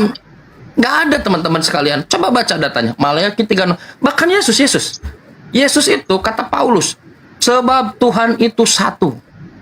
Dan satu pula perantara Tuhan dan hambanya, yaitu Yesus, manusia, Kristus Yesus. Tuh, Yesus 100% manusia, 0% Tuhan. 1 Timotius 2 nomor 5. Kang Chan, proyek reinkarnasi itu proyek mana itu? Bukan, beda. Ada reinkarnasi, ada inkarnasi, beda. Reinkarnasi itu kayak Bang Kian Santang dulu pernah hidup, mati, terus ujung-ujung sekarang ada. Itu reinkarnasi. Kalau inkarnasi berubah. Nah, reinkarnasi itu menjadi gitu. Logos, egenatos sarx. Ide menjadi daging. Nah, itu berubah menjadi. Tapi Yesus tidak menjadi. Yesus kan reinkarnasi sama inkarnasi juga. Alpha dan Omega. Habis itu, habis Alpha dan Omega. Alpha dan Omega pada bawahnya mana mulanya itu? Nggak ada, nggak ada. Yesus Itu dalil ada juga tuh. Kalau sebelum Abraham ada. nggak ada, itu pendalilan aja. Sebelum before Abraham was, I am. Sebelum Abraham ada, aku. Diterjemahkan aku sudah jadi. I am, aku. Lihat bagaimana orang-orang Kristen ingin mendalili Yesus Tuhan. Jerimat, ribet. Aku, I am. Di dalam bahasa Yunani, ego emi. Apa urusannya dengan Tuhan? Karena ketika Musa di dalam buku Yahudi, ketika Musa diperintah oleh Tuhan, lalu bagaimana aku harus menyebut namamu? Kata Tuhannya Musa, Ehye Aser Ehye, aku adalah aku. Ngapain kau tanya-tanya namaku? Ehye Aser Ehye, aku adalah aku. Terjemahkan ke Septuaginta, ego emi. Diterjemahkan bukti kalau itu bukan nama. Nama itu nggak bisa diterjemahkan. Nah, nama terjemahkan nggak. Nah, Bang Kian Santang misalnya ada teman di Amerika namanya Mr. Black, datang ke Indonesia jadi bapak hitam gitu. Ya enggak lah, nama di semua ID-nya Black. Jadi ego emi diterjemahkan karena ada ego emi. Terus Yohanes 5:38 itu, aku ada apa sebelum Abraham jadi aku adalah. Tapi orang-orang Kristen salah mendalili. Itu sebelum Abraham jadi aku sudah ada. Dasar yang dirumuskan oleh gereja dengan yang didalili beda. Makin jauh lagi. Hikmat Salomo, Amsal berapa? Amsal 21 kalau tidak salah. Ada sebelum zaman purbakala, lebih jauh dari Abraham. Teman-teman Kristen sekalian, baca Bible-nya. Seriusan, baca Bible-nya. Kalian berhak loh membaca. Berhak loh. Jangan dibaca, nanti pada mualaf. Jangan dibaca.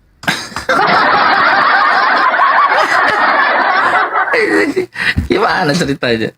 Inilah alasan kenapa kalian dibatasi sekali membaca Bible. Kenapa ditegakkan integritas gitu? Kenapa? Aku juga punya hak loh membaca Bible. Benar nggak sih apa yang dikatakan aku dan Bapa adalah satu perihal ketuhanan? Oh enggak, perihal Mesias. Apa aku Alfa dan Omega? Ngapain baca Bible juga ngapain? Mereka baca Bible dari Kejadian sampai Wahyu terus berulang-ulang, percuma. Nggak bakal dapat pahala kan? Mereka udah dapat dosa waris, ditebus sama Yesus. Kalau kita baca Al-Quran penting, dapat pahala. Kalau mereka mah nepikal ledik eta Bible nepikal ledik, nggak bakalan mau menang pahala, jadi dijamin kalau aing 1000%. Ya. Kalau kata Yesus ya, kasihilah Tuhanmu dengan dengarkan doktrin gereja gitu. Enggak. Dengarkan dogmatik dari gereja. Enggak. Kasihilah Tuhanmu dengan segenap hati, jiwa, dan akal budimu. Pelajari. Apa salahnya pelajari? Pelajari. Benar nggak ketuhanan yang disampaikan oleh gereja? Ada, saya lupa lagi tuh. Yusuf Esteso siapa ya? Di sana itu, kalau tidak Yusuf Esteso berarti yang lain lah. Dia mu'alaf, asalnya Kristen. Dia punya logik yang bagus. Kata dia begini, ngapain aku harus ke gereja? Sedangkan orang yang dipromosikan oleh orang gereja, yaitu Yesus, tidak pernah menyuruh aku ke gereja. Ngapain aku kebaktian ibadah hari Minggu? Sedangkan orang yang dipromosikan oleh orang yang beribadah hari Minggu, yaitu Yesus, tidak pernah menyuruh beribadah hari Minggu. Ngapain aku menuhankan Yesus? Orang yang dipromosikan jadi Tuhan, tidak pernah mendeklar dirinya Tuhan. Masuk akal. Dan itu masif.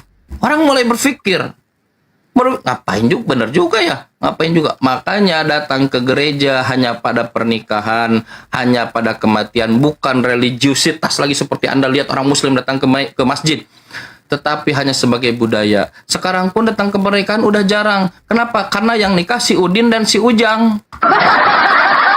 Nikah siapa? Kok Udin dan Ujang? Ada saya lihat beberapa fiti nikahnya itu laki-laki dengan laki-laki. Asli itu, seriusan. Dan itu di gereja. Seriusan asli. Orang nggak tertarik, ngapain juga. Bayangkan Kian Santang dengan Kores kan nggak bisa, nggak boleh, haram, nggak boleh, itu nggak boleh. Tapi ada di situ di gereja. Nah itu teman-teman. Ekspektasinya sebetulnya baca Bible, baca Bible-nya. Aku Yesus, sekina ya. Yesus ini kan katanya Tuhan. Ini buruk lagi gitu. Katanya Tuhan. Terus menjadi manusia, ngajar. Setelah itu kita kira kalau sudah Tuhan datang, udah dong. The end, case close, beres semua, kelar urusan. Tapi kok kalau itu kata gereja. Tapi kalau kita baca Bible ternyata nggak begitu. Masih ada yang menggantung. Yesus menyerah dia. Masih banyak yang ingin kusampaikan kepada kalian, Yohanes pasal 16, tetapi kalian belum siap menerimanya. Yohanes pasal 14 nomor 16, aku akan lihat. Aku akan meminta kepada Bapa, dan Bapa akan memberikan kepadamu seorang penolong yang lain, Parakletos, Comforter. Seorang penolong yang lain. Lihat narasinya, terlihat the end, terlihat case close, terlihat selesai semua, enggak. Bersambung, to be continue. Bapa akan berikan kepadaku seorang penolong yang lain. Tapi Yesus ngasih syarat, karena harus kondisinya begitu dari dulu. Apa kata Yesus? Namun baik bagimu jika aku pergi, jika aku Yesus pergi. Kenapa? Jika aku tidak pergi, penolong itu tidak akan datang. Dan jika aku tidak pergi, jika aku tidak pergi, penolong tidak akan. Jika aku pergi, maka dia akan datang. Syarat kedua, jika dia datang untuk menginsafkan dunia. Oke, mantap. Ayo teman-teman, jangan lupa ditonton ya, posting ulang dan di-share ya. Ini soalan bagus guys, soalan bagus ini ya buat kalian untuk belajar di sini, buat teman-teman Kristen, terutama buat para pendeta, pastor, atau biarawati yang sedikit bohai juga nggak apa-apa. Silakan naik ke atas ya. Ayo umat Parwan, silakan naik. Parwan itu apa? Separuh Tuhan, separuh manusia.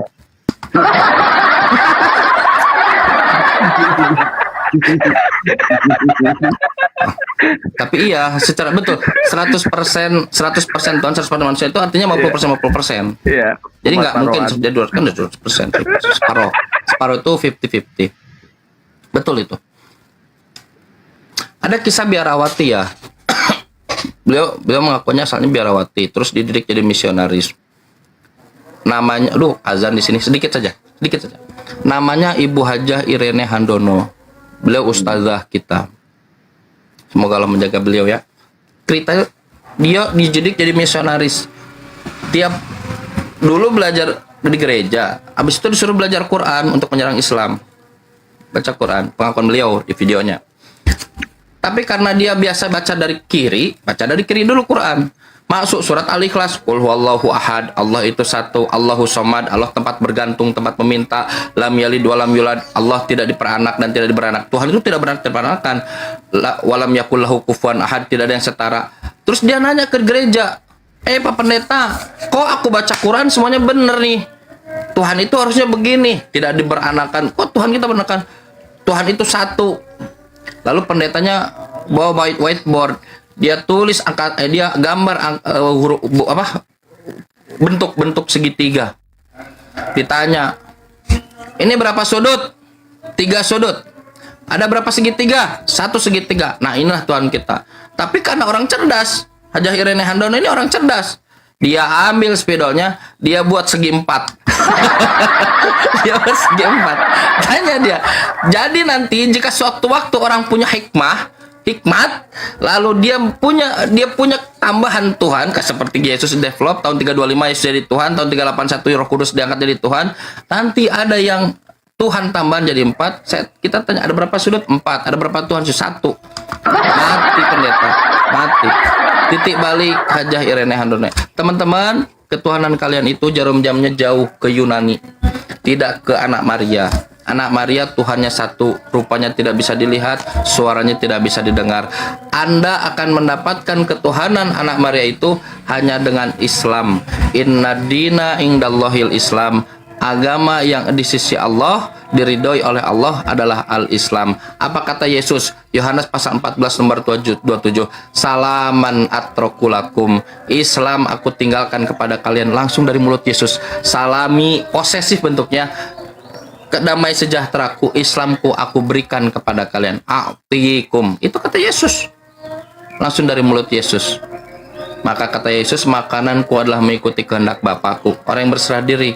Aku berkata-kata bukan dari diriku sendiri, melainkan dari Bapa yang telah mengutus aku. Dalam bahasa Qur'annya, wa ma yantiqu anil hawa. Ini bukan hawa nafsu Nabi Yesus, in huwa illa wahyu yuha. Tapi sudah tidak ada, sebab segala firman yang telah disampaikan kepadaku telah kusampaikan kepada mereka. Ujung-ujung ada yang mengatakan segalaku telah diberi kuasa di langit dan di bumi. Kan sudah selesai. Gitu teman-teman. Jadi Anda, saya kira tawarannya baca Bible, terus perhatikan dalil-dalil Yesus Tuhan, apakah itu sesuai dengan Bible. Tidak ada salahnya Anda baca Quran, beli Quran, baca Quran, tanya kepada guru-guru di Islam. Pada guru Islam, apa maksudnya? Ketika Anda menemukan Islam, kebenaran dalam Islam, konsekuensinya idza tuliyat alaihim ayatuhu zadatkum imana. Orang yang asyhadu alla ilaha illallah nangis dia. Kenapa kau nangis? Aku menyesal puluhan tahun nuanin orang. Aku menyesal. Terus kenapa lagi kau nangis?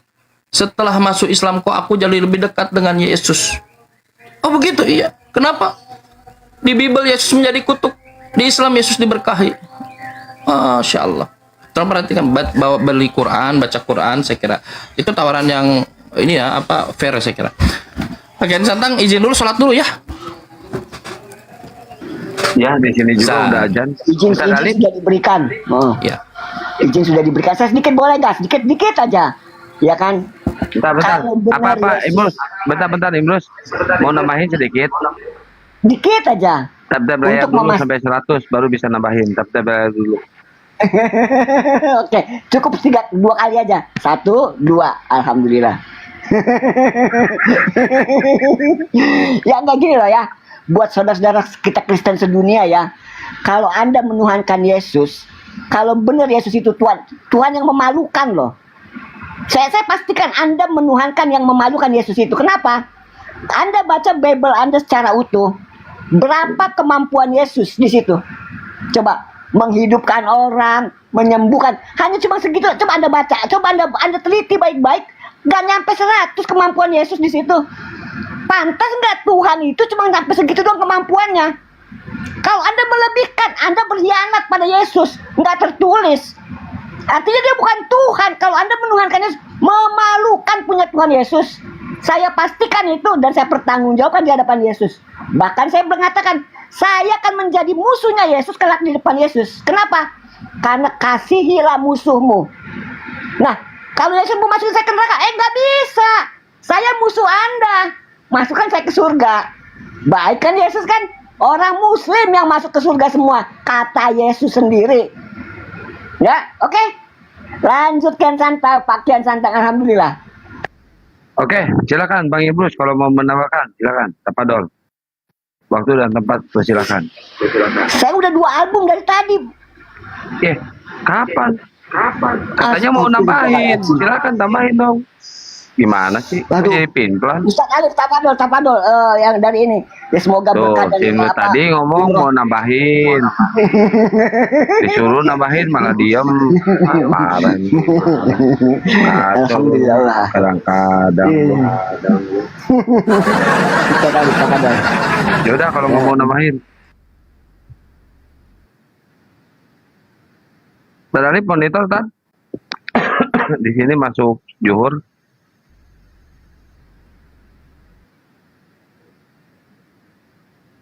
Yuk sambil dibantu tab-tab layar guys, posting ulang dan di share ya, lopornya silakan digas ya, biar OT-nya pada ngelihat algoritmanya naik. Kadang-kadang Imrus ini cerdas kalau menghadapi OT nih. Mantap Imrus, literasinya keren. Si Edi saja kalah ya Imrus.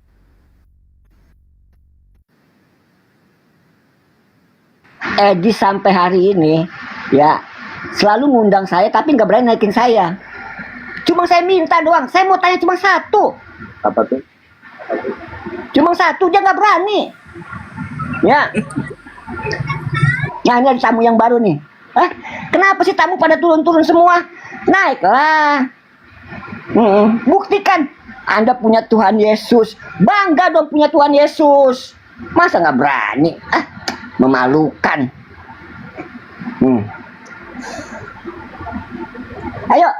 Buat yang baru naikin semuanya, yang merasa oten, yang punya Tuhan Yesus, silakan bersuara.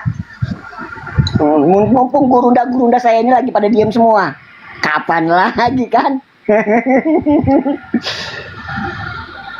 Ayo, TB2, selamat ya. Aja. Oh, kepencet tapi bener ya. Oke. Maaf.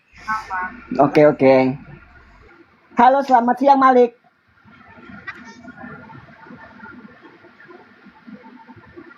Malik Setia. Ini Islam ini mah.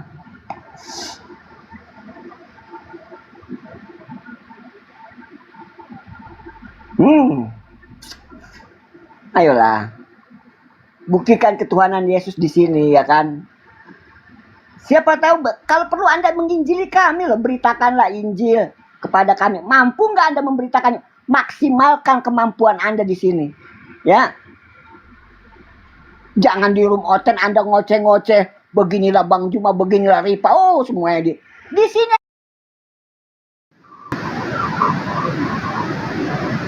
Benaran Injil Anda itu kalau Anda punya Injil. Ya, saya juga punya Injil saya warna putih. Saya buka buku induk saya. Bener nggak punya Anda? Ayo kita buktikan. Apalagi saya udah dikorbankan ini. Saya datangi Anda satu-satu. Ya. Nah, pada kemana ini? Ya Allah.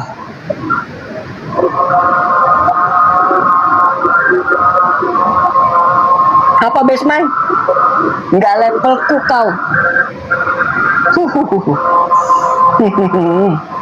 Ya coba, kalau nggak level saya di bawah levelmu, naikkan level saya biar bisa sama lah. Ada Bang Jibril lagi ya kan. Assalamualaikum Bang Jibril. Alhamdulillah. Stasiun data itu Bang Jibril tuh.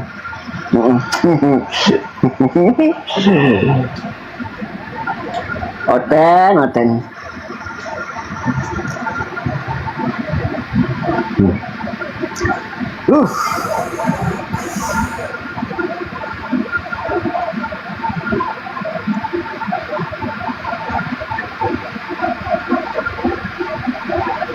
Silakan kembangkan sekantiakan santang.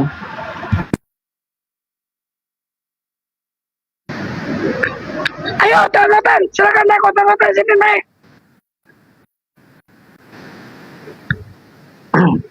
Ada oten nggak, Bros?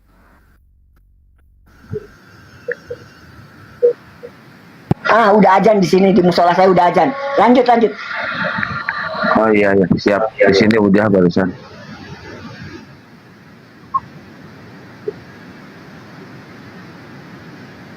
Ayo teman-teman yang Kristen naik silakan.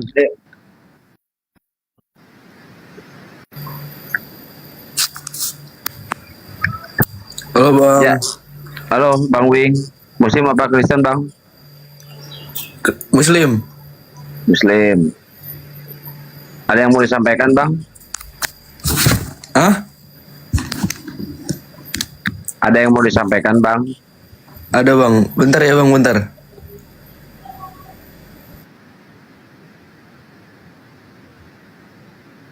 Saya disuruh nunggu ya Bang ya.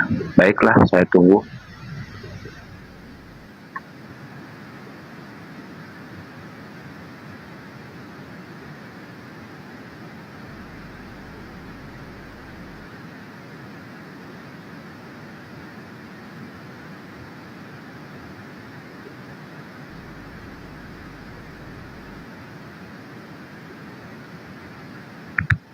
Kok turun?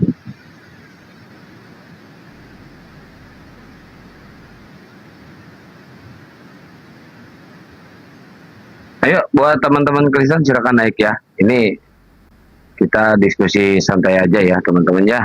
Sambil nunggu narasumber pada beres sholat. Ini keren soalnya nih. Umat Paruan silakan naik. Ada yang paham nggak Paruan itu apa?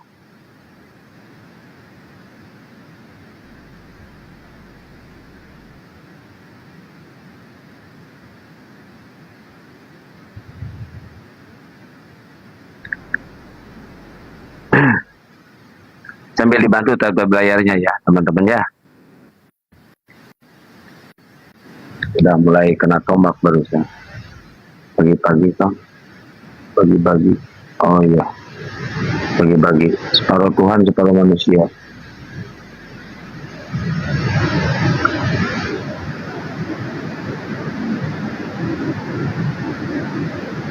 Ya, Bang Eko. Selamat siang, Bang Eko. Bang Eko. Bang Eko.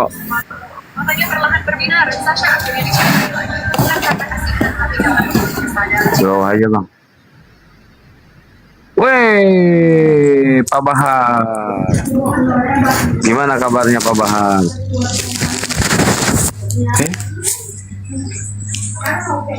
Halo. Masuk ya. Assalamualaikum warahmatullahi wabarakatuh. Waalaikumsalam warahmatullahi wabarakatuh. Ya Pak Bahar. Iya, nonton aja ini dimasukkan. Ya, ada yang mau disampaikan Pak Bahar? Ini yang naik muslim semua nih. Nonton aja sukanya minta. Iya lanjut aja. Aku di luar aja nonton. Oke Bang, oke Bang.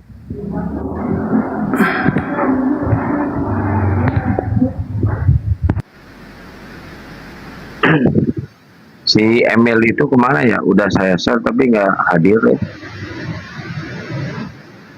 Emil apa ya namanya, lupa saya. Emilia Contessa, Emilianus. Udah saya share lagi ya. Emilianus.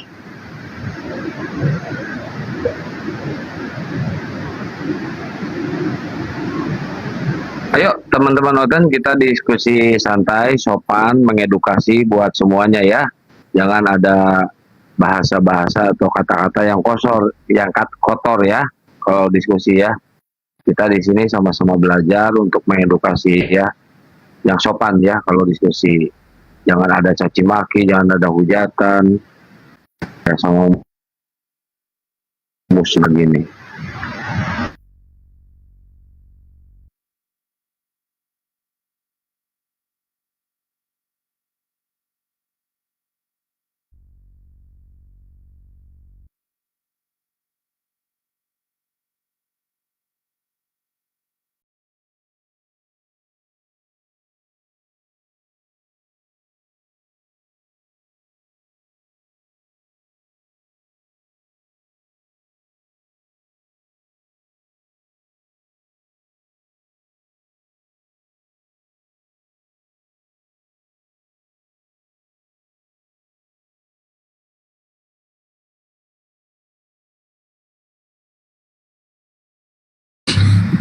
Jadi ini kayaknya ada tim tombak nih. Di tap-tap layar ya. Biar hidup pemalnya, jangan lupa loporenya juga digas ya teman-teman ya. Ini ada teman. Selamat siang teman.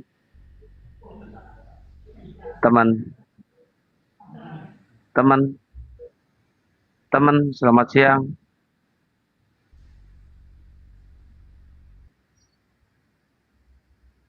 Merah bang, sinyalnya bang.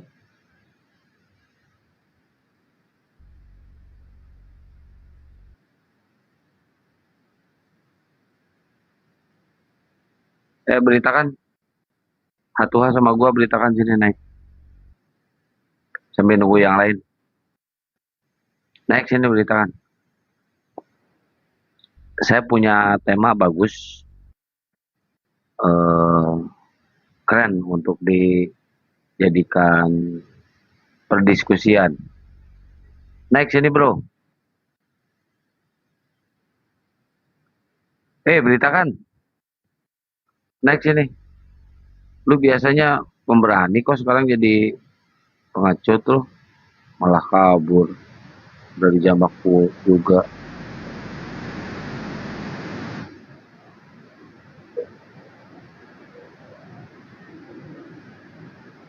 Nanti kita gantian ininya ngisinya. Saya sholat dulu, nanti Ustaz Alif ada hadir. Ustaz Alif udah sholat belum Tad?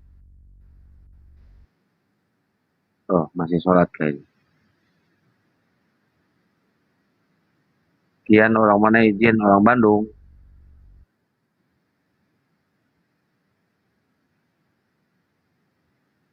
Wih, mantap. Baru beres sholat ya.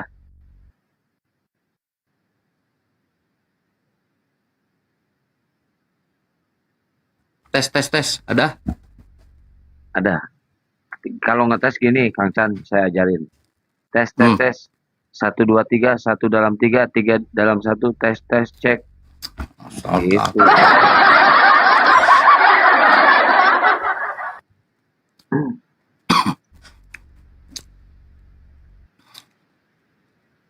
Dulu itu ada Bunda Sumangkut, beliau buka apa Bible ya. Bible-nya tuh ada tanda tidak boleh keluar dari gereja. Jadi dulu itu orang ke gereja dengerin khotbahnya pendeta, Bible-nya nggak dibuka dan nggak bisa dibaca, dibawa pulang. Kita kan aneh ya. Seharusnya Bible ini kan dianggap kitab yang dianggap suci, walaupun bukan kitab suci. Kata Paulus itu bukan firman Tuhan. Kata Lukas itu bukan firman Tuhan. Tapi dianggap kitab suci oleh orang-orang teman-teman Kristen. Seharusnya Bible-nya itu mendukung, mensupport keimanan teman-teman Kristen. Tetapi malah bukannya tidak mendalili, tapi malah membantah kepercayaan teman-teman Kristen. Kalau saya sarankan teman-teman Kristen harusnya mulai berpikir ulang. Minimum dengan cara membaca Bible-nya. Itu saya nyuruh baca Bible tuh fair ya, Bang Kian Santang ya. Fair ya? Baca Bible kan? Iya kan? Iya, Kang Chan diisi dulu ya, saya sholat dulu ya. Saya bukan moderator. Nanti saya tersiksa kok, harus moderator dulu. Nanti tersiksa kalau Iya, apa-apa. iya.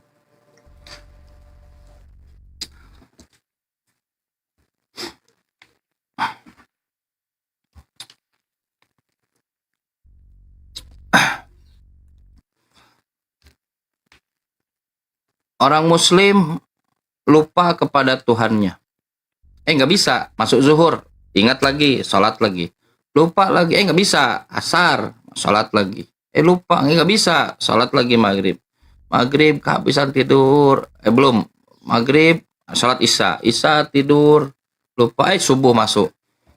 Terus, setiap hari, diingatkan kepada Tuhannya. Teman-teman Kristen, mohon maaf teman-teman Kristen. Anda beribadah seminggu sekali. Beribadah seminggu sekali. Itu nasib. Itu pun sekarang katanya, kata beberapa teman kita dari luar itu, ternyata bukan ibadat, katanya lebih ke adat. Tapi oke lah, itu kalian lah gitu. Nah, yang diharapkan adalah, saya kira kita semua harus mulai belajar apakah yang kita percayai itu ternyata dikonfirmasi oleh buku yang kita anggap kitab suci. Kalau saya nanya kepada Kang Kian Santang, apakah Allah itu Tuhan? Tuhan, ada nggak dalilnya? Oh ada, di mana? Loh, kitab yang saya pegang selalu, kitab paling primer, Alkitab. Apa? Al-Quran. Al-Quran itu Alkitab. Alkitab, Al-Quran. Allahu Rabbul Alamin. Allah Tuhan semesta alam. Oh ada ya dalilnya? Ada. Oke. Teman Kristen, siapa Tuhanmu? Yesus. Ada nggak di dalam Bible Yesus Tuhan? Jadi begini. Saya kadang suka simulasi begini ya, ketika nanti di akhirat itu, di hari penghakiman, ditanya oleh malaikat, Man Robuka. Ada Bang Kian Santang di situ. Ada Bang Kian Santang sama teman Kristen. Man Robuka Pak Kian Santang. Siapa Tuhanmu? Allah. Cepat sekali. Masuk. Tanya, Kristen, siapa Tuhanmu? Jadi begini, kata dia. Jadi begini. Malaikat, kok jadi begini? Aku perlu waktu 20 menit menjelaskan. Malaikat lihat ke belakang. Woi, antrian panjang. Nggak bisa. Masuk. Jadi ada yang tidak dihisab di yaumul hisab itu satu. Contoh ya, pemimpin yang adil. Pimpinan itu tidak dihisab. Syuhada tidak dihisab. Para nabi tidak dihisab. Satu lagi, Kristen juga sama tidak dihisab. Nggak ada Kristen. Itu bagian Santang ditanya nanti amal soleh, ditanya. Tapi kalau teman-teman yang masih dan mati dalam kekristenannya, dan Kristen itu kafir ya, di luar Islam itu kafir. Nanti dalam kekafirannya, tadi masuk neraka langsung. Nggak ada, masuk neraka. Nggak ada hisab. Makanya kalau ayat-ayat yang berkenaan dengan perintah dan larangan itu kepada orang beriman. Ya ayyuhalladzina amanu, orang beriman, kutiba alaikumusiyam, salat, zakat, semuanya hanya kepada orang beriman. Orang yang beriman nanti dihisab. Orang yang beriman nanti akan dicek. Dan ujungnya adalah siapa yang di akhir hayatnya la ilaha illallah dakhalal jannah, masuk surga. Fadkhuli fi ibadi, masuklah menjadi hambaku. Lihat, Tuhannya orang Islam memanggil umatnya, memanggil hambanya itu ibadi, masuklah kepada hambaku. Disambut sini. Yang berseru kepada Allah, ya Rabb, ya Rabb, ya Rabbi, ya Rabbi, ya Ilahi. Ya Ilahi, ya Ilahi. Aduh, gerak. Mulai lagi nih. Ya. Saya cepat. Tanpa soundcard. Yang berseru kepada Allah, ya Rabb, ya Rabb, ya Rabbi, ya Tuhanku, ya Ilahi, ya Ilahi. Apa kata Allah? Fadkhuli fi ibadi, masuklah kepada hambaku. Wadkhuli jannati, masuklah kepada surgaku. Masuk pada surga, masuk akal. Saya menuhankan Allah dari Al-Quran, maka Allah merespon, masuklah menjadi hambaku, masuklah dalam surgaku. Coba Anda baca Matius 7, 22, 23. Yang berseru kepada Yesus, Tuhan, Tuhan. Apa kata Yesus? Masuk kepada surganya? Enggak. Anyahlah dari hadapanku. Saya baca teks, saya nggak rubah-rubah. Matius 7, 22, 23. Berseru kepada Yesus, Tuhan, Tuhan. Bermujizat dalam nama Yesus. Mengusir setan dalam nama Yesus. Mendemuat dalam nama Yesus. Pada hari ini aku akan berterus terang kepada kalian. Anyahlah dari hadapanku. Aku tak kenal kalian. Kalian pembuat kejahatan. Seriusan, itu dalam Bible. Tak ada, teman-teman sekalian, di dalam Bible satupun orang Yahudi yang dia teridentifikasi masuk surga, mengimani Yesus Tuhan, lalu beriman Yesus itu disalib, mati 3 hari, bangkit. Gak ada satupun. Tak ada satupun murid Yesus yang mengimani itu. Ingat tadi kisah Gurunda Zuma, ketika Yesus menampakkan diri pada murid-murid, apa kata Yesus? Ini daging, ini tulang. Kenapa harus Yesus menunjukkan daging itu? Karena mereka terkejut. Mereka nyangka itu roh, menyangka itu hantu. Original teksnya pneuma, roh. Kenapa begitu? Dalam 1 Korintus 15, orang bangkit itu, orang-orang Yahudi meyakini orang bangkit itu bentuknya roh, bukan jasad, bentuknya roh. Maka ketika Yesus menampakkan diri pada murid-murid, mereka kaget. Kenapa mereka kaget? Karena mereka tidak pernah diajari Yesus ini akan bangkit. Gak ada. Mereka tidak diajari murid-murid Yesus ini akan disalib, mati, bangkit 3 hari. Gak ada. Kenapa mereka kaget? Karena mereka mendengar dari kabar angin. Mereka mendengar dari omongan orang-orang. Ketika Yesus menampakkan diri pada murid-muridnya, ketika mereka sedang berjalan, kau ini orang mana? Masa kau tidak tahu peristiwa itu? Jadi ada dari kabar angin. Gurunya ditangkap, gurunya disalib, gurunya mati. Mereka mendengar dari kabar angin. Tak ada satupun murid yang menyaksikan Yesus disalib. Tak ada satupun murid yang menyaksikan Yesus itu bangkit. Tak ada satupun yang menyaksikan itu. Mereka hanya mendengar dari kabar angin. Ketika mereka mendengar dari kabar angin, tiba-tiba Yesus menampakkan diri pada mereka, maka mereka terkejut. Hantu, roh. Tapi Yesus membantah mereka kan? Ingat kisah itu kan? Yesus membantah mereka. Lukas 24. 22 kalau tidak salah. Yesus membantah mereka kan? Ini daging, ini tulang. Karena roh tidak punya daging, tidak punya tulang. Ada makanan di sini. Ingat, di dalam Quran ada satu frase, sedikit sekali. Kita dulu, ngapain Quran berbicara? Yakulani to'am. Yesus dan ibunya memakan makanan at-to'am. Bukan makanan rohani, physically. Makanan fisik. Ngapain Quran ini memasukkan? Ya tahulah, Yesus ini kan Quran udah identifikasi dia manusia. Ngapain disebutkan lagi dia ini bukan Tuhan? Ngapain disebutkan Yesus ini yakulani to'am? Ribuan tahun. Dan sekarang kita belajar, jutaan orang Kristen mendalili Yesus Tuhan karena bangkit. Coba tanya, sekarang saya tanya, Anda ngobrol dengan Kristen, tanya, apa buktinya Yesus Tuhan? Dia bangkit. Lihat, dengan lantang mulutnya mengatakan dia bangkit. Kamu nggak baca Bible? Saat Bible, kamu mengidentifikasi Yesus bangkit, ketika Yesus menampakkan diri pada murid-murid, Dia makan ikan goreng. Walaupun dirubah jadi ikan bakar sekarang. Dia makan ikan goreng. Apa Yesus ingin mendemonstrasikan kalau dia tidak bangkit? Ini bukan roh. Saya bukan roh. Ini daging, ini tulang. Kalau saya bukan roh, saya tidak bangkit. Kalau tidak bangkit, tidak mati. Kalau tidak mati, selamat. Kalau selamat artinya ini evangelion, kabar baik. Karena kesolehan Yesus, Ibrani 5 nomor 7. Karena kesolehannya, doanya didengar oleh Tuhan yang mampu menyelamatkannya. Bentar, ada anak.